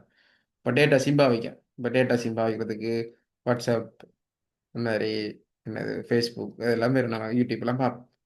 ஆனால் கோஆப்ரேட் சர்வீஸ், இப்போ அதே டெவலப் கம்பெனி வந்துட்டு சர்வீஸ் கொடுக்கும் கம்பெனிக்கு, ஒரு கம்பெனி இப்போ யூனிவர்சிட்டிக்கு கொடுக்கும், அங்கே ஃபேஸ்புக்கு வாட்ஸ்அப் பார்க்குறதுக்கெல்லாம் கொடுக்குற டேட்டா பல்காக கொடுக்கும். அன்லிமிட்டடாக உங்களுக்கு நாங்கள் தாரோம். 1000 ஜிபி தாரோம், ரைட். 2 டிபி தாரோம், 1 டிபி தாரோம் சொல்லி கொடுக்கும். அப்போ அது யூனிவர்சிட்டிங்கிறது பல்க் கஸ்டமர் ஸ்கூலுக்கு கொடுக்கும் கனெக்ஷன், ரைட். சிபி கனெக்ஷன் கொடுக்கும். இப்போ அதெல்லாம் வந்துட்டு எப்படி நிறுவனங்களுக்கு தான் கொடுக்கும். அப்போ நிறுவனங்களுக்கு சேவை செய்கிற மொத்தமாக இப்போ அது சொல்கிறது ஹோல்சேல் ஃபைனான்சியல் சர்வீஸ் சொல்லுவோம். இந்த பேங்க் வந்துட்டு நம்ம தனிப்பட்ட ஆட்களுக்கு அக்கௌண்ட், தனிப்பட்ட ஆட்களுக்கு கடன் தரது ரீட்டைல் சர்வீஸ். தனிப்பட்ட ஆட்களுக்கு சின்ன சின்ன அந்த கடை அமௌண்ட் அதிகம். ஹோல்சேல் ஃபைனான்ஸ் சர்வீஸுங்கிறது பெரிய நிறுவனங்களுக்கு, பெரிய நிறுவனத்தில் உள்ள பிஸ்னஸ்களுக்கு கொடுக்கும், ரைட். லார்ஜ் கம்பெனிஸ்க்கு கொடுக்கும். இப்போ ரீட்டைல் ஃபைனான்ஸ் சர்வீஸுங்கிறது these services are provided to individuals. சின்ன சின்ன சின்ன சின்ன என்னது பிஸ்னஸ்களுக்கு கொடுக்கும். அது மாதிரி இண்டிவிஜுவல், அது மாதிரி wholesale finance சர்வீஸுங்கிறது the service R provided to large corporations, PTT கம்பெனிகளுக்கும். இப்போ ரிட்டைல் சர்வீஸ் எடுத்துக்கொண்டா பாருங்க, டிபாசிட் காசை பொதுமக்கள்கிட்ட இருந்து காசை வாங்கி டிபாசிட் பண்ணுறது, சேஃப்டி லோக்கர் வைக்கிறது, வெளிநாட்டிலிருந்து காசு வாங்குறது, வெளிநாட்டு காசு அனுப்புறது, இதெல்லாம் வந்துட்டு வரும்.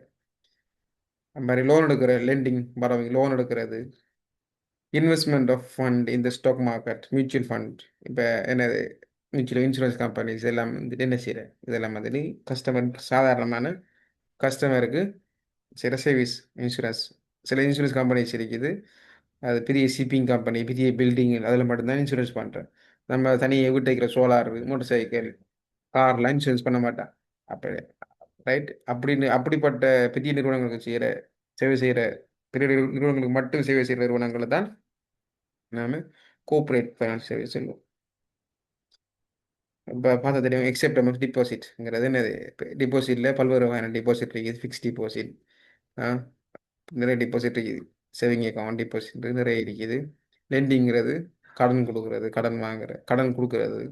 அதில் பல்வேறு வகையான கடன் இருக்குது. தனிப்பட்ட லோன் இருக்குது, அது மாதிரி பிஸ்னஸ் லோன் இருக்குது, எஜுகேஷன் லோன் இருக்குது, வெட்டிங் லோன் இருக்குது, ட்ரிப் லோன் இருக்குது, ரைட். கோல்டு லோன் இருக்குது, வீட்டுக்கு கடன் இருக்குது.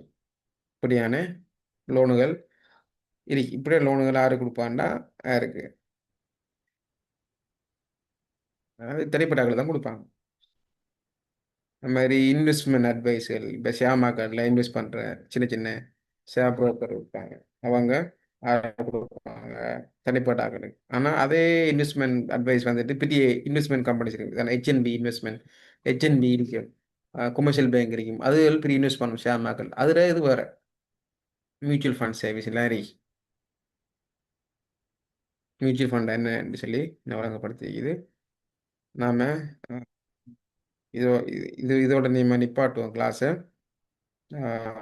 நம்ம அடுத்த கிளாஸில் சம்மந்தமாக டிஸ்கஸ் பண்ணுவோம். ஏதாவது டவுட் இருந்தால் கேளுங்க பார்ப்போம். சந்தேகங்கள் இருந்தால் கேளுங்க.